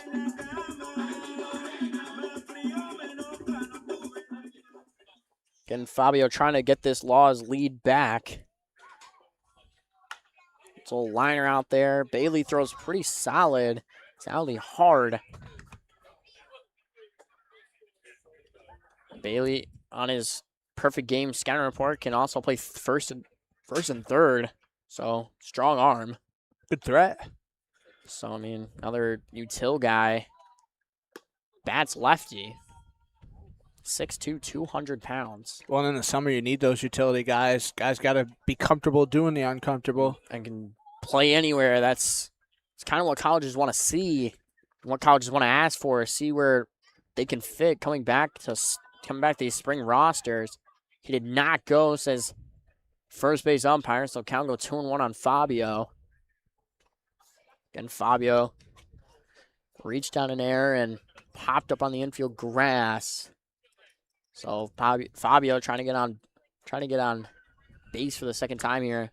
That plunks Fabio ever so slightly. So Now batting Trevor Bailey trying to say he leaned into that, but don't think so. So Fabio's on for the second time, and this brings up the home run hitter, Stephen Clark. Clark launched one back in the 4th, I want to say. Yeah, fourth The inning. 4th inning. Cannot remember if it was last inning or 4th inning. Sometimes when you're doing these games, the innings just blend together. So Clark trying to blast another one. Bailey, fastball swung on by Clark, and the count go 0-1 on him. Wonder what he's throwing velocity-wise right now. He's getting a good pop. I would probably say mid-80s, a little high. Probably topping out 87, 88 maybe. It's very different from seeing it up there. Now being down here, I really want to see Braden Johnson throw his fastball from down here. Johnson tops out at 95, 96. Wow. So he's one of the hardest throwers on that Outlaw staff. He's from Cornell. He has a brother from Utica who just committed to Cornell. He throws about 91, 92 as one of the most disgusting sliders I've ever seen. He's a great player. So now a duo heading to Cornell. Cal go 1-2 on Clark. So Clark, trying to break this even score. Outlaws looking to score for the 3rd consecutive inning. Try to retake this lead. Bailey. He fires. Clark, a little liner into the creek. Actually hits the barn out there. Don't even know what that's for. But do the 1-2 again. Put some cows in there. Maybe add a pig. I mean, it's a very small barn. It's It's like a shed. I don't even know why I said barn. Just I see it. It's red. So I think I thought it was a barn. And right up the middle, that might be able to get Clark on base. One error from Trevor Bailey. And that's going to plate Fabio. He's trying to score. Fabio's safe. He swim tags around the throw. What a swim dive from Fabio Marquez. Fabio gives the Outlaws a 4-3 lead here. Now Utica has 3 errors tonight.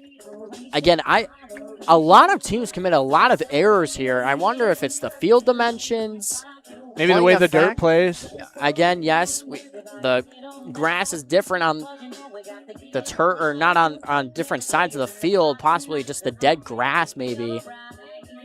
That plunks right off Trevor Bailey, right up the middle. So Bailey just had a hard time getting rid of that and sailing it over Tomei's head. I mean,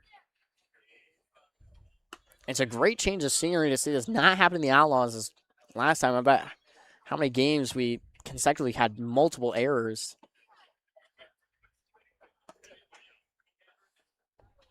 So that's going to be an error charge against Trevor Bailey.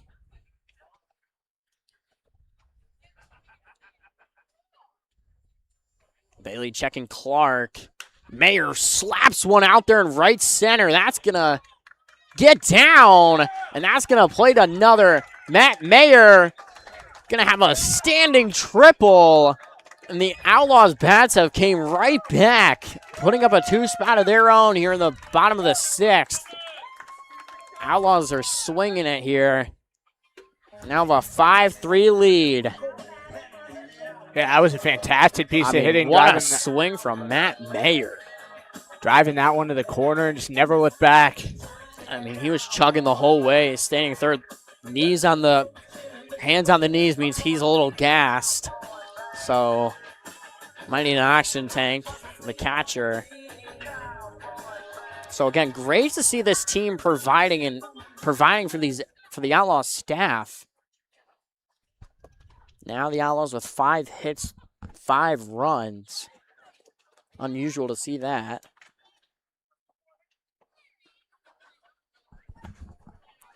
But now they'll bring up the Cowboy, who reached down an error. Last time up, Colton Penner.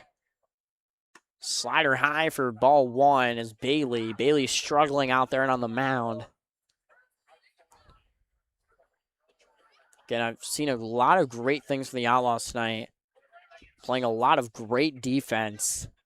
Keeping balls in front of them and keeping the score, or keeping the 2-run lead. Penner fouls one right to the Utica dugout. I mean, Colby, do you see anything different from this team from last year's in your first game being back? Well, you mentioned it earlier. The energy seems to be a lot higher. Seems to be much better. I don't want to say. I think there's a lot more team chemistry this year. I'll say that. 100%. And the effort this team is putting in is way more. Just, I hate. It just seems like the team wants to be here. Last year, a team just sloppy last year. A lot of sloppy plays and just routine plays that the Outlaws were just not making. I mean, just a very frustrating season for the Outlaws and the fans as well. Penner fouls one right back in the netting.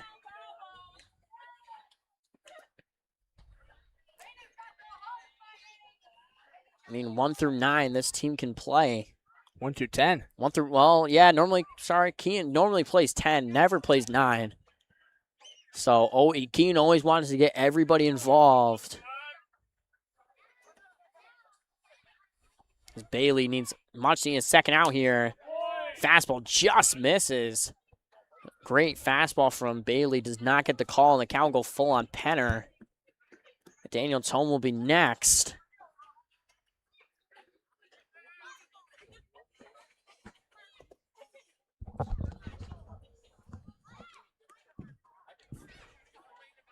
Bailey fires. Fouled off by Penner. Another long at-bat from Penner. Penner's had multiple long at-bats. Count's going full. I mean, great to see. Yeah, the 7-pitch at bat in the first inning, and now this one. This will be number 7 of the sequence. I mean, just Penner's been a trooper here. Fouled off, and that's now going to be the 8th pitch of the at-bat here. Again, Penner has just been great. That caught Ian Wirtz on the inner thigh. Hopefully Ian Wirtz is okay. Ian, very solid player for the Outlaws last year. Didn't come in till a little late, I feel like. Yeah, I think it was second or third week of the season. So a little late for Wirtz. Get that ball out of here. Still a lot of kids running around. Summer school's out, so a lot of kids are here. Bailey throws high and a great 8-pitch walk from Colton Penner. So Penner is on with a walk. I'll bring up Daniel Tome, who's had a sack for his bunt his last time up. And Tome, another one of those guys that just slap hitter. So trying to extend this lead. A base hit would tack on another, increase this lead to 3. Potentially move Penner to 3rd. Penner not the best of runners, but Tome swings at the first one. The count will be 0-1 on him. On a long half inning, let me tell you, for Trevor Bailey. That was pitch number 22. Wow, I really pitched 22. I mean, he threw an error that led to all this. I mean, he had just had an 8-pitch at bat with Colin Penner and walked him. Great fastball from Bailey right on the outside corner for strike 2. Again, Bailey still has great stuff. Throws decently hard for a just graduated senior from Oneida. Looking for a big out, and that's what he needed. Big strikeout for Trevor Bailey. Now bring up Augie Maslow, the speedster. So it's home now, 0 for 2. Well, 0 for 3. Don't know if you count sacrifice bunts as anything. No. Not count it. Okay, just making sure. I didn't know if it was a difference between sacrifice fly and sacrifice bunts. So Maslow, now seems Bailey's dialed in after striking out Tome. Fastball on the outside corner for strike 1. Again, Utica has coaches that direct where the players need to go. Much like Amsterdam. Amsterdam has a guy consistently shifting people over. And he's very good at it. I mean, hence why they're 23-5-1. I mean, I can't hate the best. Bailey looking for his second strikeout of the inning. Not get Maslow to chase and count go 1-2, excuse me. Do a little scoreboard update here. Haven't done those tonight, so see how everybody's doing. Definitely in the West or in the Eastern League. And that's strike 3. Great pitch. And actually, the team we are playing Saturday, 2 Saturdays from now, is up on Amsterdam, 11-7. Troy has not been a good team all year, so seeing Troy at that is a little scary. We'll be right back.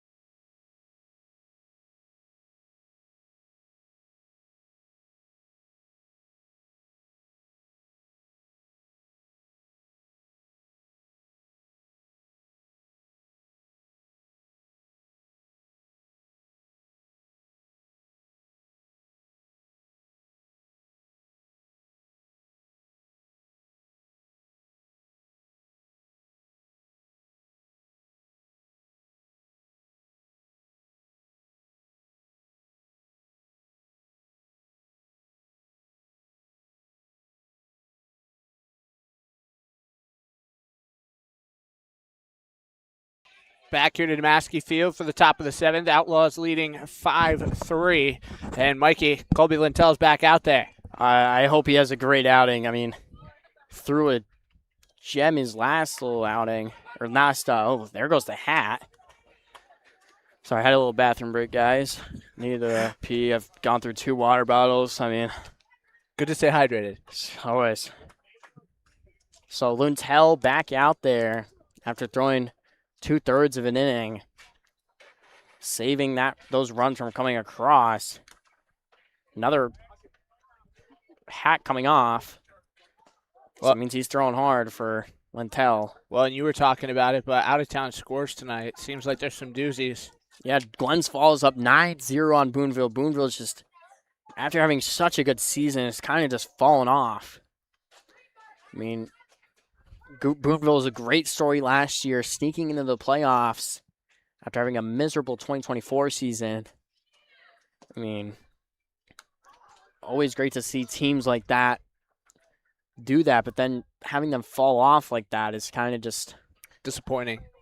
And another thing, the Troy Haymakers, who, I don't know if you caught this last time, are up 11-7 on Amsterdam, which, I mean, plating 11 runs against Amsterdam that's a feat. Against a team that's completely filled, only has about 5 or 6 non-Division I players on the team. Fastball in there, and Lintel paints the corner for the first strikeout second strikeout, I believe? Second strikeout. Second strikeout of his outing. Lintel can throw. Number 61, Ian Wirtz. Now we'll bring up the catcher, Ian Wirtz. Wirtz is struck out and popped out. So Lintel looks great from Fayetteville Technical Community College, which I didn't even know existed. But he looks great here. There's a lot of schools you'll find in summer ball that you just look at it and you're just like, where the heck is that? Like where I knew of Grand Rapids Community College just because I know a little bit around the Michigan area. Never been there, but just know of it. Maslow to step back on that one. Fires, and another out here. Lintel just looking great. I mean, and these community college guys you would not expect to throw hard or pitch like this, but he's pitching great in his first ever appearance. Yeah, now he's already completed an inning, 2 strikeouts to his name as well. Now he's at an inning and a third. Right, I would be right on that. He came in with 1 out. Or maybe, no. 2 outs. Okay, he came in. Sorry. Will Howard went 5 2/3, giving up 3 runs, 7 hits. But would Howard still be in line for the win? Or would it be if Lintel goes a little bit? Yeah, he'd be in line for the win. Howard would be? Yeah. Howard will still be in line for the win if the Outlaws manage to hang on. So Howard, again, great bounce back start. Lintel going to give up a base hit to the leadoff hitter, Michael Flashner, who's now on for his 3rd time. Flashner did get caught stealing earlier by Matt Mayer, so wouldn't probably see him take off at all. Yeah, you don't want to get caught twice in one game. I mean, coach would not be happy about that, unless it's the coach that's, sending you. A lot of guys in summer ball, you'll see them try to steal on their own will. So many coaches play much more calm, cool kind of feel that guys can do the work as they see fit. But, I mean, in games like this, I feel like I would want to pay attention to coaches.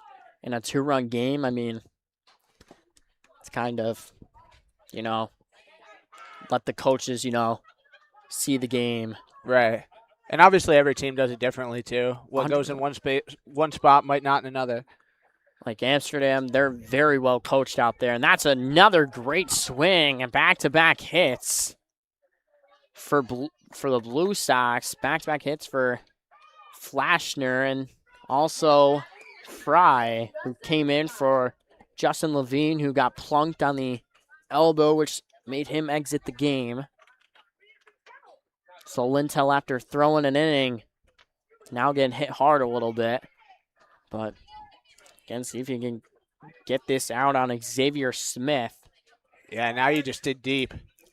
You just throw what you can throw best. I mean, Outlaws will play back a little bit, not going to worry about the runners on first and second. Sorry, just missed. Wow, I thought that was a strike. The count go 1-0 on Xavier Smith. Looked pretty good from our vantage point It back did here. look very, and it's very much easier to see the calls apart from up in the press box. The Hampton Inn press box, excuse me. The Hampton Inn sponsoring us this year. Very thankful for every sponsor we have. First miss or a chat out there to give the umpire the baseballs. But Mayer and Lintel have a little chat trying to calm Lintel down. Yeah, when I walked in here today and was saying how not too much has changed around here, that Hampton Inn press box sign, I was like, whoa. That is something new. I mean, it's great. I mean, a little folded right now after the storm we had on the 4th of July. I had to get whole new shoes. My car was pretty much submerged in water in the Dollar General parking lot. Yeah, couldn't park it in here, unfortunately. The police had it all blocked off. So I had to buy brand new shoes, $100 right down the drain. Tough luck. So, yeah, very tough luck. Slider in there. Seems that little meeting right there just promoted a strike. We're in the top of the 7th, excuse me. I thought we were in the top of the 6th. Moving right along. After that long half inning in the bottom of the 6th, I mean, these games normally end around 9:30, 9:45. This game might end at 10. Lintel fires. That's going to stay in the netting. I mean, we had a doubleheader the other night against Amsterdam. For 7 innings, it took 3.5 hours. Wow. It went to extra innings, and we tied. So really no gain, no loss. I mean, tying with Amsterdam, got to take what you can get against them. And we did not get home until about 11:15. That's the time I got home. Because we had to wait 45 minutes for a stoppage. Hell, that might be playable for Penner. Penner not going to make the play, and that'll go sailing out. So, probably going to be Lintel's last inning. It seems like Zach Rao. Yep, Zach Rao is throwing down there in the bullpen. Definitely could finish the game. Zach Rao has been one of the most trusted arms out of his bullpen. I mean, with Asa not being here, he's currently at Disneyland. He posted on his IG story today, either Disneyland or Disney World. I do not know the difference. He posted a picture of Space Mountain, I believe. So Asa's unavailable. That's a bouncer. In the dirt now, Lintel down or full count on Smith. I'm proud of you being an investigative reporter, figuring out through IG. Yeah, I mean, I literally just logged on to Instagram first thing in the morning, and I see Asa posted. So, Asa, great player. There will be an Asa, or not an Asa Dugan night, but Dugan night. Their parents are going to sponsor a night. It's either going to be named Dugan night or Morris night. And Colby, as a Morris alum, Morris, very small school. Pretty much everybody knows each other. A lot of the schools in this area like that. Yeah, we're the biggest school in about a 60-mile radius. And the next closest is about Cooperstown, which is still like 200 kids smaller than us. I mean, there's schools like Milford who graduate 15 kids a year, which, I mean, it's just kind of absurd. It's just the way it is around here. It's kind of Oneonta around here. It's kind of Oneonta. You're going to a really tiny school, and that's a much-needed pitch. Jesus. Sorry for saying that, but that was Sorry, Smith just flung that bat right into the dugout. Now end the inning. Lintel does not give up a run. He's through an inning in a third. Law still lead 5-3. Heading to the bottom of the 7th.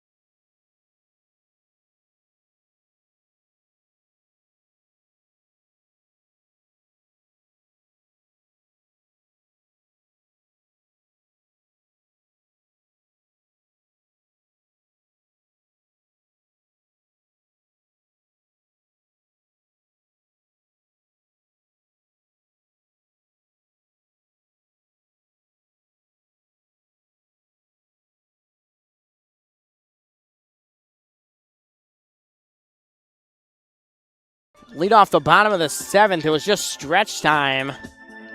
But just look back at the scoreboard, and in a half inning, Boonville has clawed all the way back, and they're only down 3. You know, Boonville, again, another frisky team. Frisky's a good word for it. They're a very frisky team that can pretty much hang with anybody. Again, same as the Outlaws. The Outlaws can hang with literally anybody. And that has been proven. That's a low fastball, and Bailey thought that was right down the middle. Crowd has dwindled just a little bit. Hit dark, and currently 9:11 Eastern Standard Time. Bailey fires. Change up to Chaz. Had to make up for that call last inning.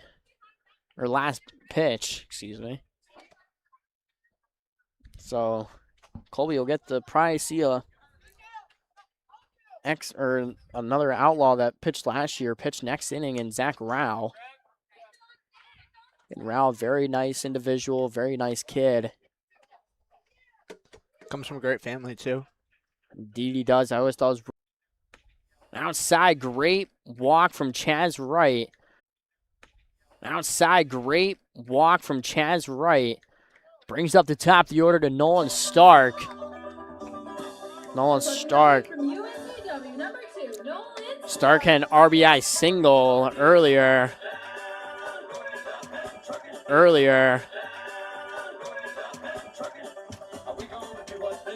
Again, Stark, one of the pretty much rookies of the team. I mean, everybody's pretty much a rookie of the team, but I mean, he's just turned 18 about a few weeks ago. So, I mean,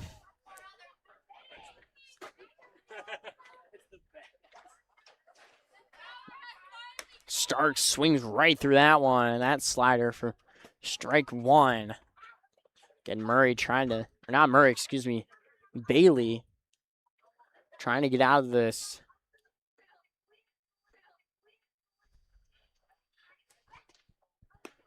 Change up outside, taking my start for ball 1. And there is somebody warming in the Utica bullpen behind him. Oh, yeah, I do hear the glove hitting, unless it's some kids playing catch, but I don't think these kids throw that hard. Context clues. Always context clues. Chaz dancing off. Chaz gonna fake take off. So that'll be ball 2. Definitely thrown off Bailey. And the Outlaws have a little 2-day break away from here, and a break on Friday, which I don't know if that will be a break anymore. Might get a change in schedule. Bailey fires. Stark swings right through that one. Not going to get Chaz. Chaz been dancing over there at first for the haul at bat.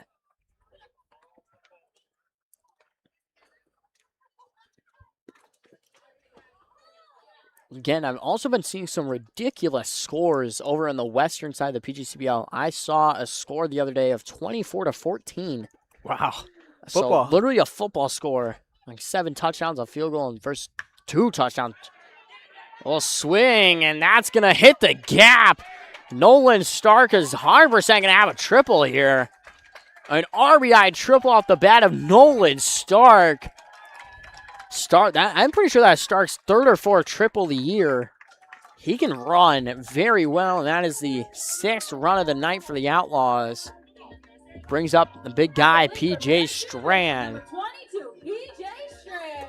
Yeah, and a great barrel of that baseball there by Nolan Stark to drive that to the corner. It was just a silt smooth swing, saw it all the way through. It's a great left-handed swing. So now P.J. Strand will step in. Looking for his first hit. Takes slider in there for strike 1.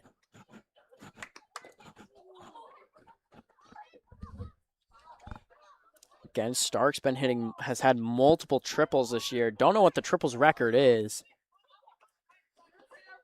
But, I mean, I know Amsterdam hit the triples record the other night. I believe it was Tyler Correa who notched their 7th triple of the year.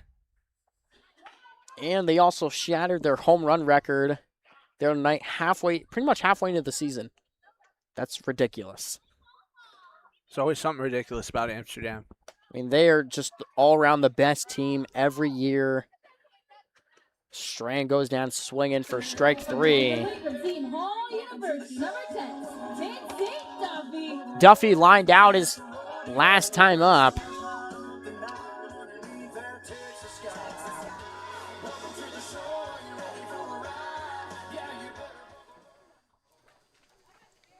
Duffy from... That's a little chop. That's going to get through and plate the 7th run of the night for the Outlaws. A RBI single off the bat of Vincent Duffy. So Duffy, with his first hit of the night, pushes the lead to 4 here in the bottom of the 7th. From Parkland College, number 40, Fabio Marquez. This is an Outlaws team who's figuring it out and swinging it really well. It's a great turnaround from last season. Like, that's the best I could say. Great turnaround from last season. Like, I mean, currently what I'm seeing, don't know if this is true. This is AI overview, so take this with a grain of salt. Jake Levine hit 7 triples as an Outlaw in the 2013 season. Do not know if this is correct. If anybody can fact check.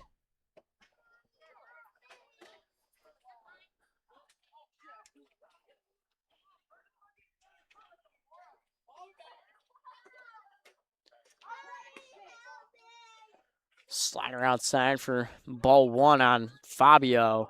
What I'm finding here, the team triples record, at least as of 2010, is 6.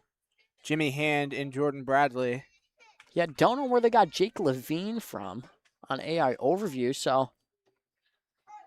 Any home runs? Fabio, little chopper, gonna definitely prevent the double play, so that'll move over Duffy. Now very quiet here. Got really quiet. Emmanuel University, number 1, Mr. Stephen Clark hit a home run earlier. And if he can do it again, he will definitely receive Player of the Game honors. I mean, Clark's been a stud so far tonight.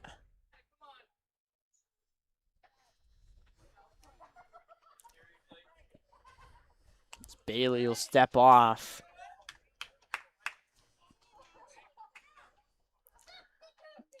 Now noticing there's so many bugs around this part, especially with the creek around.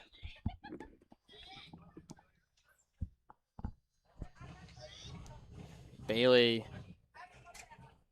does not get Clark to go around, so Cal will go 1-0 on him. I think you might have figured out the secret weapon down here, though. Up top, always had the buds attacking. Seems like down here it's a little more mellow. It's a little less. I mean, I used to literally come home with bug bites constantly at the start of the season. Kids are just screaming behind me. Bailey, fastball just misses. He throws his hands up.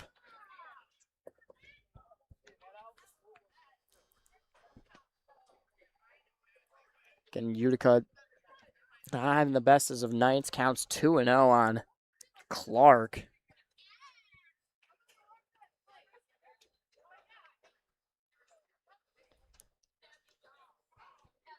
Bailey fires. Almost hits Clark. Has to duck out the way of that one, and then count go 3-0.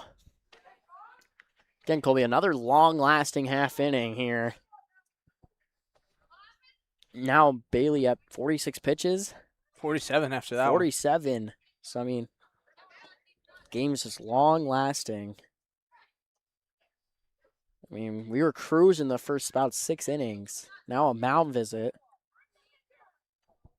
Got to keep it interesting here. Slow it down a little bit. Yeah, Bailey just kind of a little wild.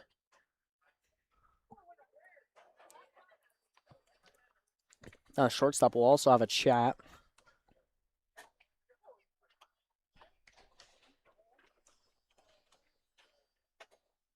There we go. They fixed the count. 3-0 out there. Yeah, it must be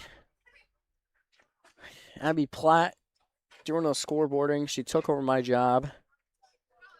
She's pretty much a first timer, so you always got to cut her some slack.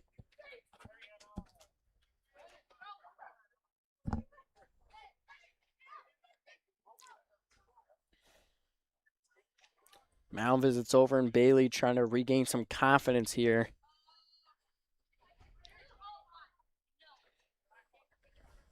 Bailey fires. Fastball right down the middle. Clark just stood still. GM Tony Lellis stopping right behind us, watching the game.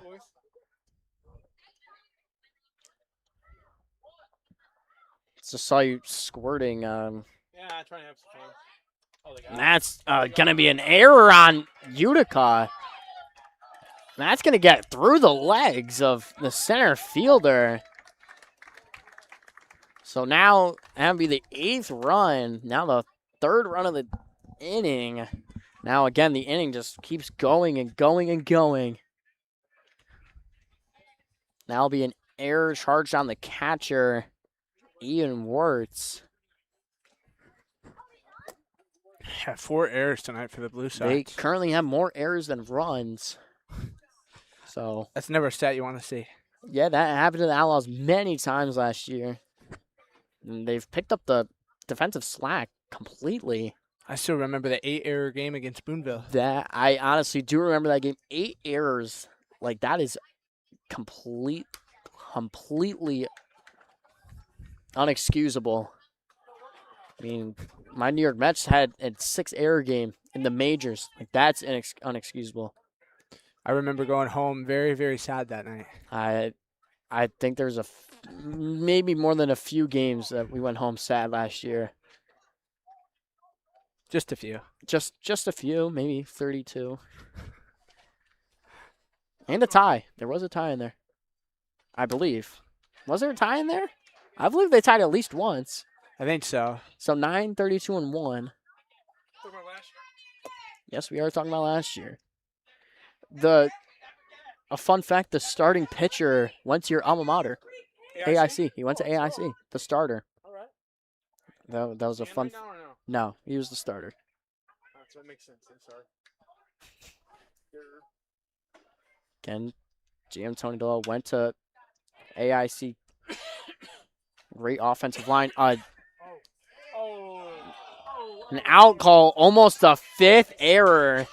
The umpires bail him out. So After 7, Outlaws lead. we'll be right back. After 7, Outlaws lead.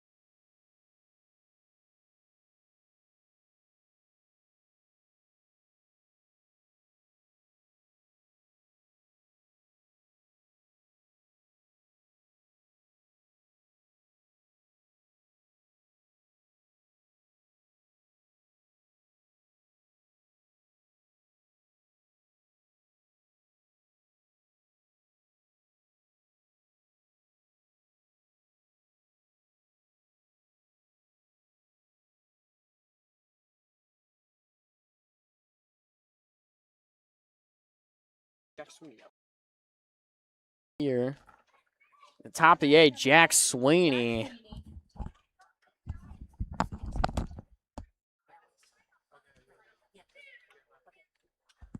Jack Sweeney trying to get this Blue Sox team back in order. Now down 5 runs here in the top of the 8th. Just completely sloppy play there from this team tonight. Colby Lintel still out on the mound, only at 24 pitches. That's an infield fly for Mazzo. He'll grab in 1 out here in the top of the 8th. So 1 pitch, 1 out after a very long half inning. Yeah, that lasted a long time. Had him sitting there for a while, so hopefully comes out here throwing strikes and obviously at least gets a quick, efficient first down. And the Outlaws have now plated runs in 4 consecutive innings and have plated 7 in their last 4. So, I mean, very big, very encouraging to see this after a little bit of a skid after being last 10 being 2-7-1. That'll bring up Kevin Francella. Francella moved to third after Justin Levine exited the game with an elbow injury. Lintel almost hits Francella, and Francella gave Lintel a little look. So had some whiz to it. Do not want to see a brawl here. I mean, whoever just said, let's do it from the Outlaws from the Outlaws dugout. Must be a little insane. But money on it's probably Fabio Marquez. Fabio's a fighter. But do not want to see any fighting, though. And we'll feel it start running on. He'll make the grab and 2 down here in the top of the 8th. Lintel has just been electric in his first ever Outlaws appearance. Now through 2 innings of work. You always want to come on in your first night in town and show out in a big way, and he's certainly done that. 100%. I mean, he came in this game in a tie game. Am I right? Or just about a tie game. I think it was a 2-1 Outlaw lead at the time. Well, if this is his second inning of work, or it's about to be his 2 1/3, I think he came in a tie game.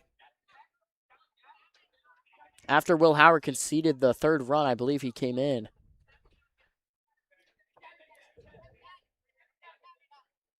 Lintel, fastball in there, and Lintel is dealing. I mean,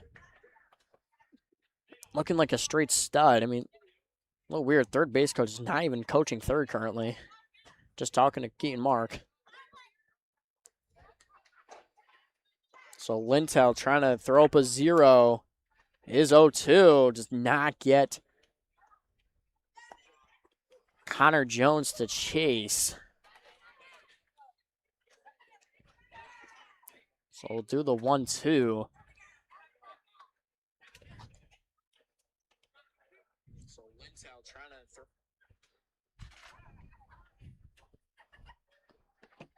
Lintel, his 1-2. Little chopper. I mean, playable for Duffy. Duffy will make the grab and side is retired. 2 1/3 brilliant innings from Colby Lintel. Keeps this at an 8-3 Outlaws lead as we head to the bottom of the 8th.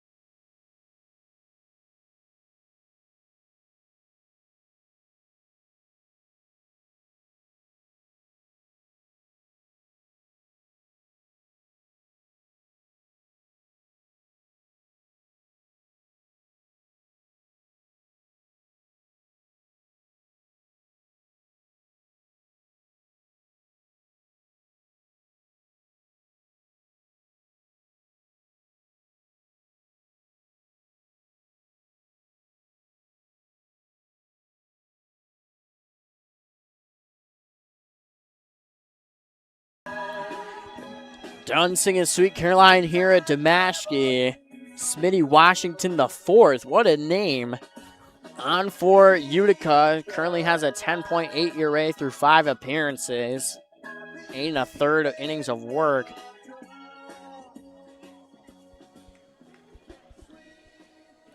Only 2 strikeouts, so trying to increase that number.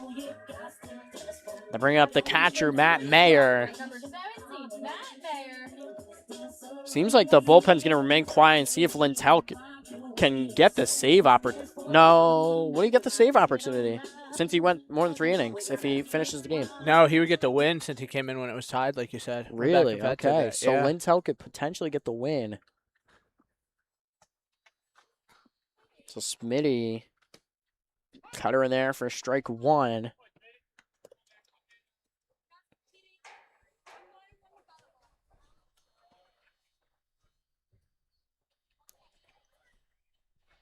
Again, in warm-ups through fastball, cutter, slider, it seemed. There's that slider for ball 1. Again, now the park's starting to dwindle. So we currently hit 9:35 p.m. Eastern Standard Time.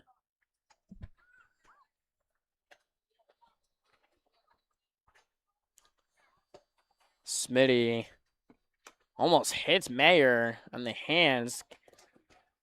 Mayer's able to duck out of that one and the count go 2-1.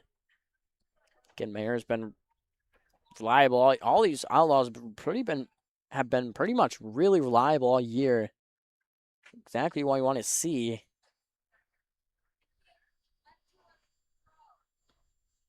Smitty, high slider for ball 3. Again, Park, not Bark. Park's pretty quiet here now. Only a few kids here just throwing the baseball around. Outside of that, pretty much nothing. Mayer swings right through that fastball, way ahead out of it. Cal will go full on Mayer.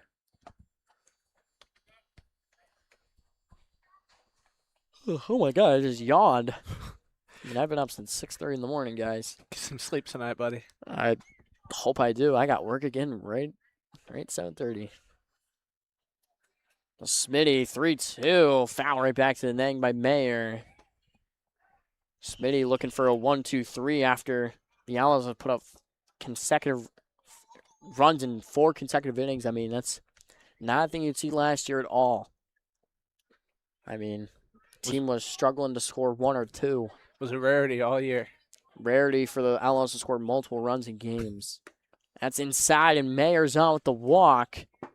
So I bring up the Cowboy, Colton Penner.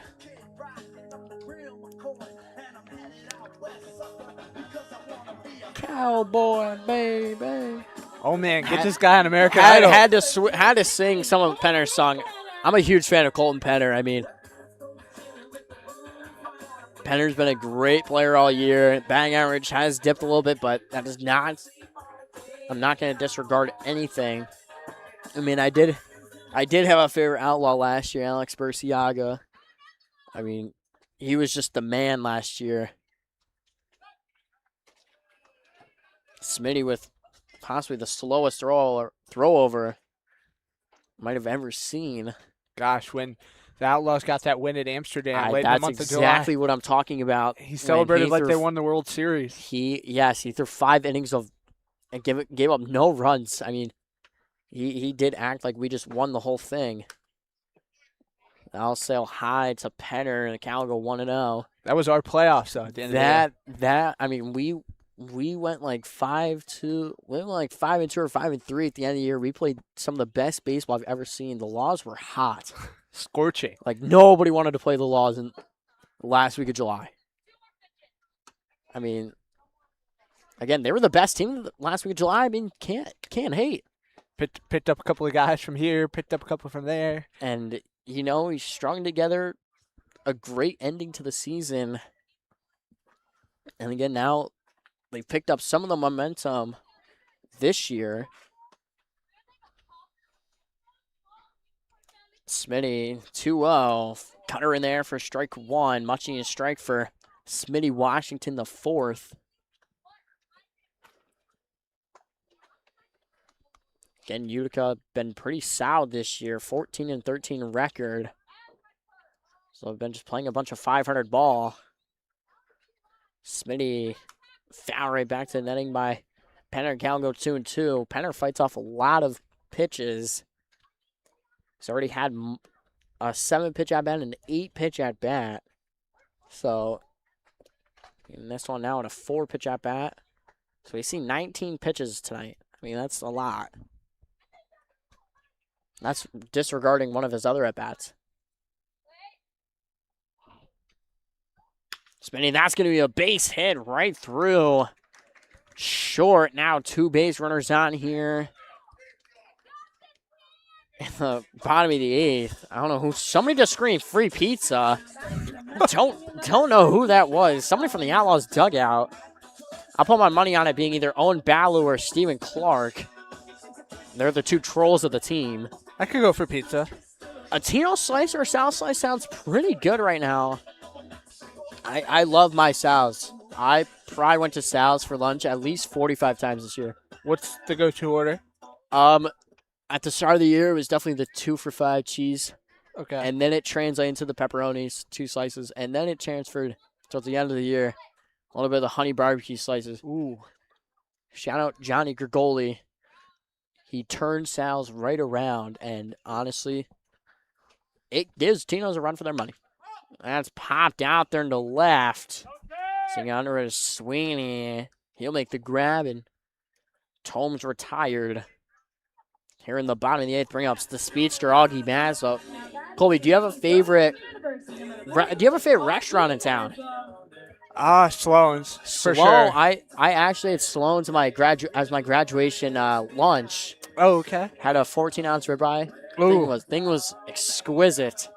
Thing was probably the best thing I've ever had after sitting on the stage for grad, sweating. Their desserts are the best, too. I did not get to have the dessert. Had a little cake after. I mean, Sloan's a very nice place. You know, right on Chestnut Street. Good for the baseball camps. 100%. Do you have a go-to there that you always get? Just the regular burger is good. Just a burger? Yeah.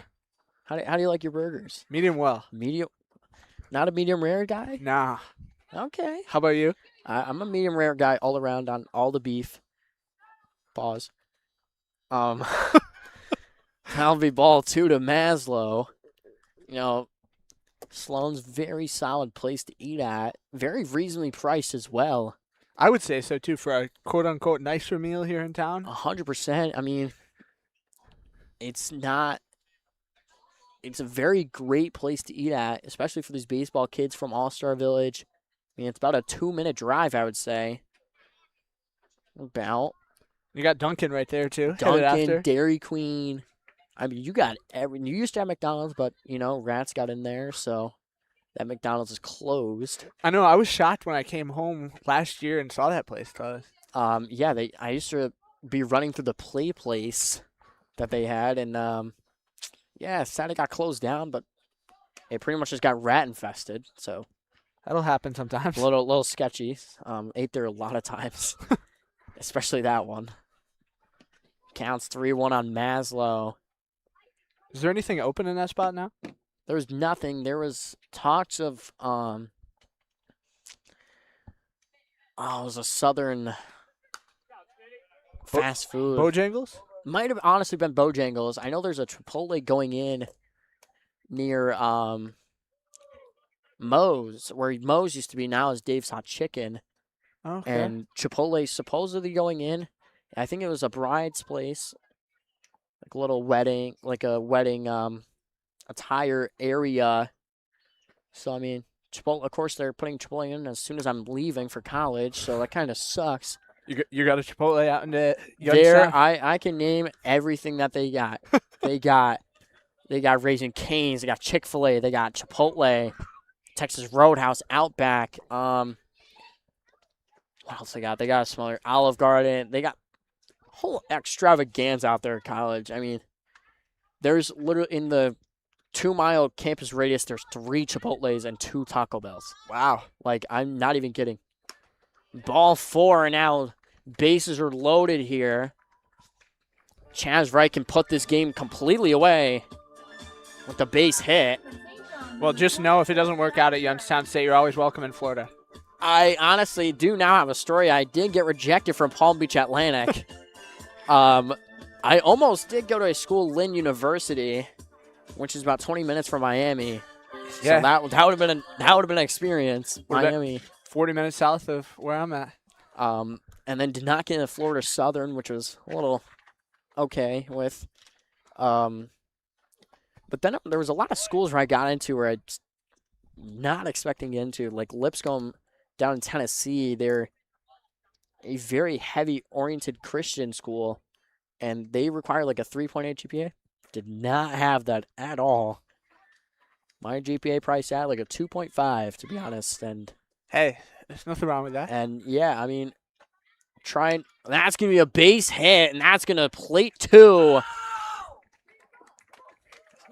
So that is going to plate 2 here. Colton Penner comes through. Now the Outlaws have a 7-run lead. A home run could put this game away. I mean, Stark can definitely, he hit 8 home runs as a senior this year. I mean, Joe Hughes Field is very large at the high school. I mean, 8 home runs. I mean, Nolan was a stud this year. So now the Outlaws are almost about to match their season highest runs at 12. They put up 8 the other night, or not 8, excuse me, 11 the other day, but lost 15-11. So, I mean, it kind of sucks when you put up 11 runs, offense is killing it, and then the pitching does not come through. That just always seems to be the equation. Never going to have a night where both sides hold up here, it feels like. But, I mean, tonight, it's going that way. I mean, only 3 runs given up. Stark takes sinker outside for ball 2, I believe. Ball 2, yeah. And they don't seem to want to pitch to him, too. These last 2 at-bats, he's crushed it around a little bit. A single, a triple. I mean, shoot, a home run ends this whole thing. I mean, I cannot remember the last time the Laws have had a mercy rule or mercy to anybody. And another thing, when of the last time the Outlaws have walked off anybody? Because it almost happened this year twice. I remember one last year. I don't think there was any walk-offs last year. Really? Maybe it was the year before then. There was 0 walk-offs last year. None this year.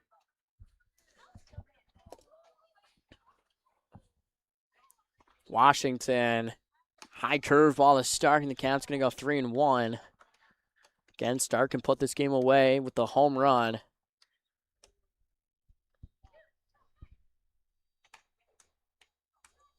And check back in on the scoreboard.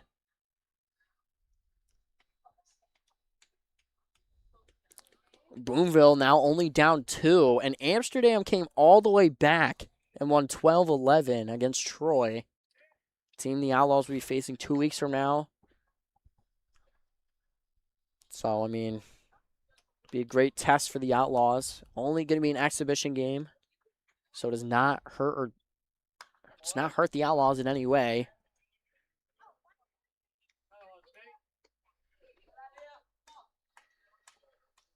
Batavia's up 11-2 on Geneva. Geneva, how do you say that? Geneva. And Niagara Falls got shut out against the Niagara Ironbacks. So, runner takes off and strike 3. But the runners will both advance. So Strand, again, now back in the same position, could walk it off here with a home run. If you're hearing the Nasty Girl, this song was used by Jordan Goebel last year. Also had the HBK theme song, who had the very long hair. So, I mean, it kind of just represented Shawn Michaels and Jordan Goebel.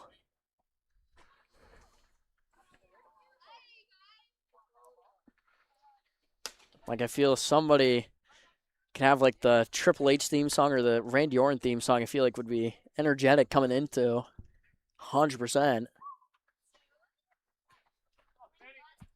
Yeah, great night for baseball. Free night. Laws are up 10-3 in the bottom of the 8th.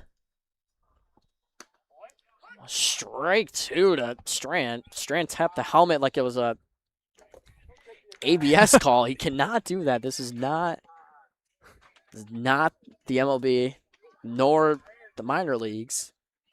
Add it to the PTCBL next year. That would be. I don't know how they'd add it to here, because they would have to have a really big scoreboard out there to tell if it's ball or strike. Fastball inside for ball 1 on Strand. And the Owls have looked very solid tonight. Yeah, might as well start the upgrades now. General Manager Tony DeLillo can foot the bill. That's a very tough build. I mean, you got to put a big scoreboard out there in center field. If anybody wants to donate, please. We'll start the GoFundMe tomorrow. And so liner right back to Washington, and that'll end the bottom of the 8th. So seems like Lintel will finish the 9th, and we'll be right back.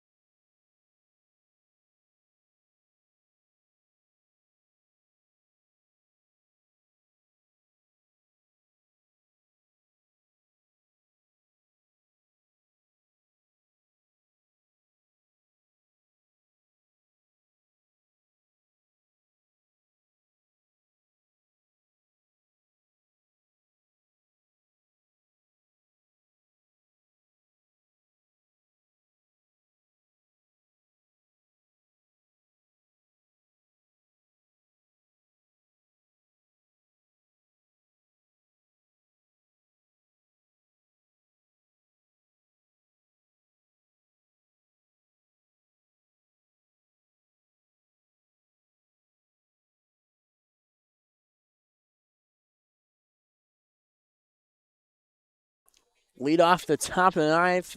Utica needs a miracle to come back. Down 7. RJ Tomei, who had a triple earlier in the game. Comes Braden McNamee, coming to get the pitch speed of Colby Lintel. Lintel's been honestly dominant tonight.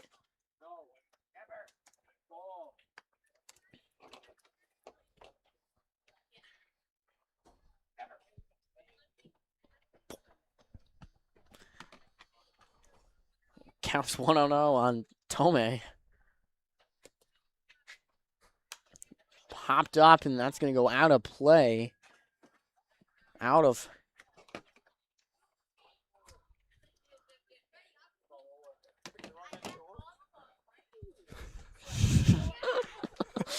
GM Tony DeLillo, cracking jokes. Counts 1-1 on Tomei. Lintel fires. That's going to stay in the park still, so Cal will be 1-2. Hey, if he can find the way to get the job done here tonight, it would be phenomenal to come in here night 1 as an outlaw and get the pitching. Throw 3 1/3 if he finishes this. Or 4 1/3? 3 1/3. No. Yeah, you're right. 4 1/3.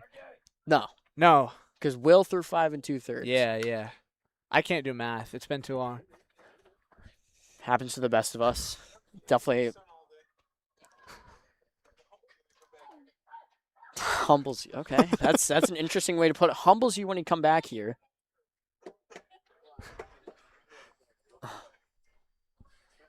Yeah, Cole, great to have Cole Young High School chorus. So I mean, choir, chorus, same thing. So I mean, PJ he knows how to sing. He's again. Anything TikTok related, he'll do. Anthem related. I mean, he does it all.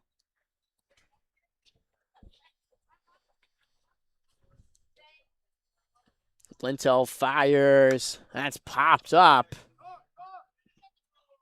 Strand's going to call it. Strand will make the grab and one down here in the top of the 9th. Well, I will say, too, that I did chorus back in high school, but one time I got given a solo that I auditioned for, and I actually got the solo taken away from me 2 days before the concert because I sang it really bad. Wow, that's a story. You got it taken away from at Morris. Yes, sir. Where you graduated about 25, you got it taken away. Yes, sir. Was the other kid a very good singer? Yeah.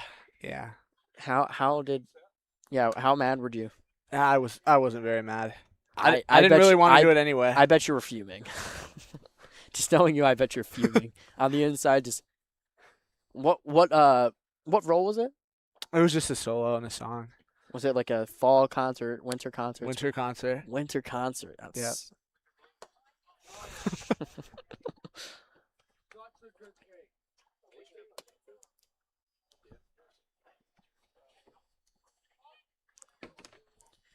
Counts 1-1 on Bowden Fernsler.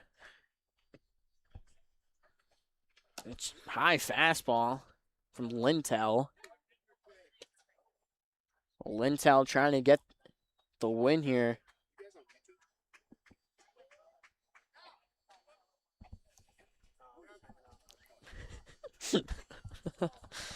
Oh, jeez.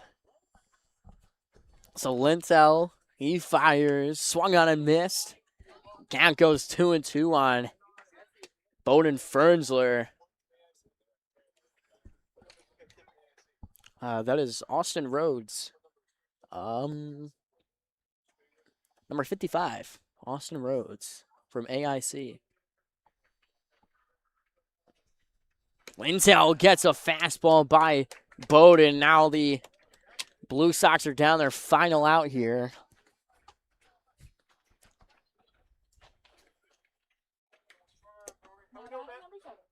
How about that? How about it? How about them Laws, baby? Laws trying to get hot. Trying to get back on that hot start they had, 5-2 to start the year. Now just taking a big tumble now. Their last, I think, 16 are now 3. They are 3, 13 and 1 in their last 17 games. I admire you for that math. Had to think it through. Count goes 1-1 after a fastball from Lintel, but more than not, the Outlaws will pick up another home win, move to 7-5-1 at home. Love to see it. That's it will match the win total from last year. So I mean, that's a sign of great improvement. Hopefully the Outlaws can get a lot of these guys back next year. Well, that's one thing that's always been a strength here about the Outlaws organization. Gary Lang always bringing back guys year in and year out. I mean, yeah, getting guys like Zach Rao, Logan Ellett. I believe, was Logan Ellis on the team last year? No. Not on the team, okay. Zach Rao, Burciaga, Cienko, mainly pitchers. I don't think a singular hitter return. That's going to be a base hit for Connor McCartney. Wasn't Owen Burnsworth supposed to be back? Owen Burnsworth, don't know what happened to him. He was supposed to report and just never reported here. So, again, Owen Burnsworth struggled mightily last year, batting around 192, I believe, in the 190s area. Didn't play much after he came on either. Yeah, we gave him the Pink Pony Club song, and he was not a fan. But,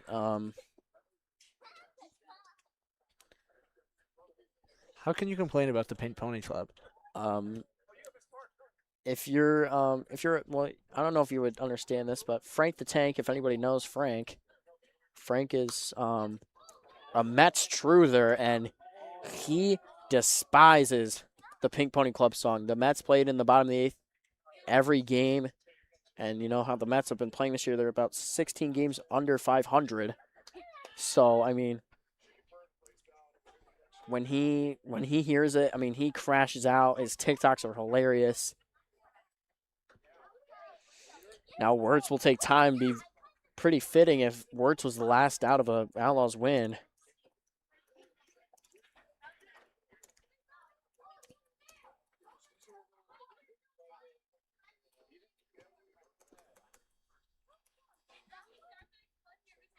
High fastball from Lintel. The count will go 1-1. Again, we'll be back here Saturday at 7.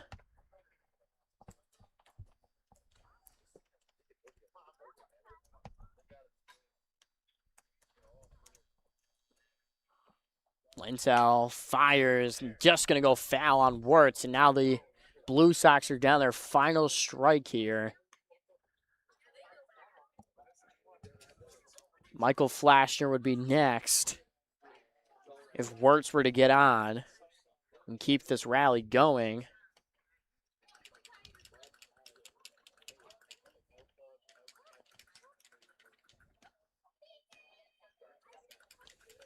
Lintel fires. That is going to be game over here at Damashki. The Outlaws take a 10-3 win. Move to 9-15-1. Now the Outlaws are only 2 games back of playoff contention. I mean, Colby, great win here. I mean, 10-3, great offense is showing, great pitching. Yeah, phenomenal all-around showing for this team. Just phenomenal to see that showed up and did all the little things right. Colby Lintel, the new guy, throws 3 1/3 of no-run ball. I mean, that's got to be special. It's got to feel good. Come in here and make an impact on night 1 like we were talking about.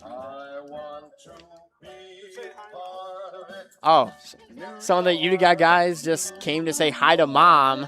So if any of the players' moms are watching, just said hi. I believe that is Connor Jones, and that was also Michael Flashner. So if any of your parents are watching, Flashner and Jones, guys said hi. So, and we'll be right back here Saturday. Colby will also be back in attendance.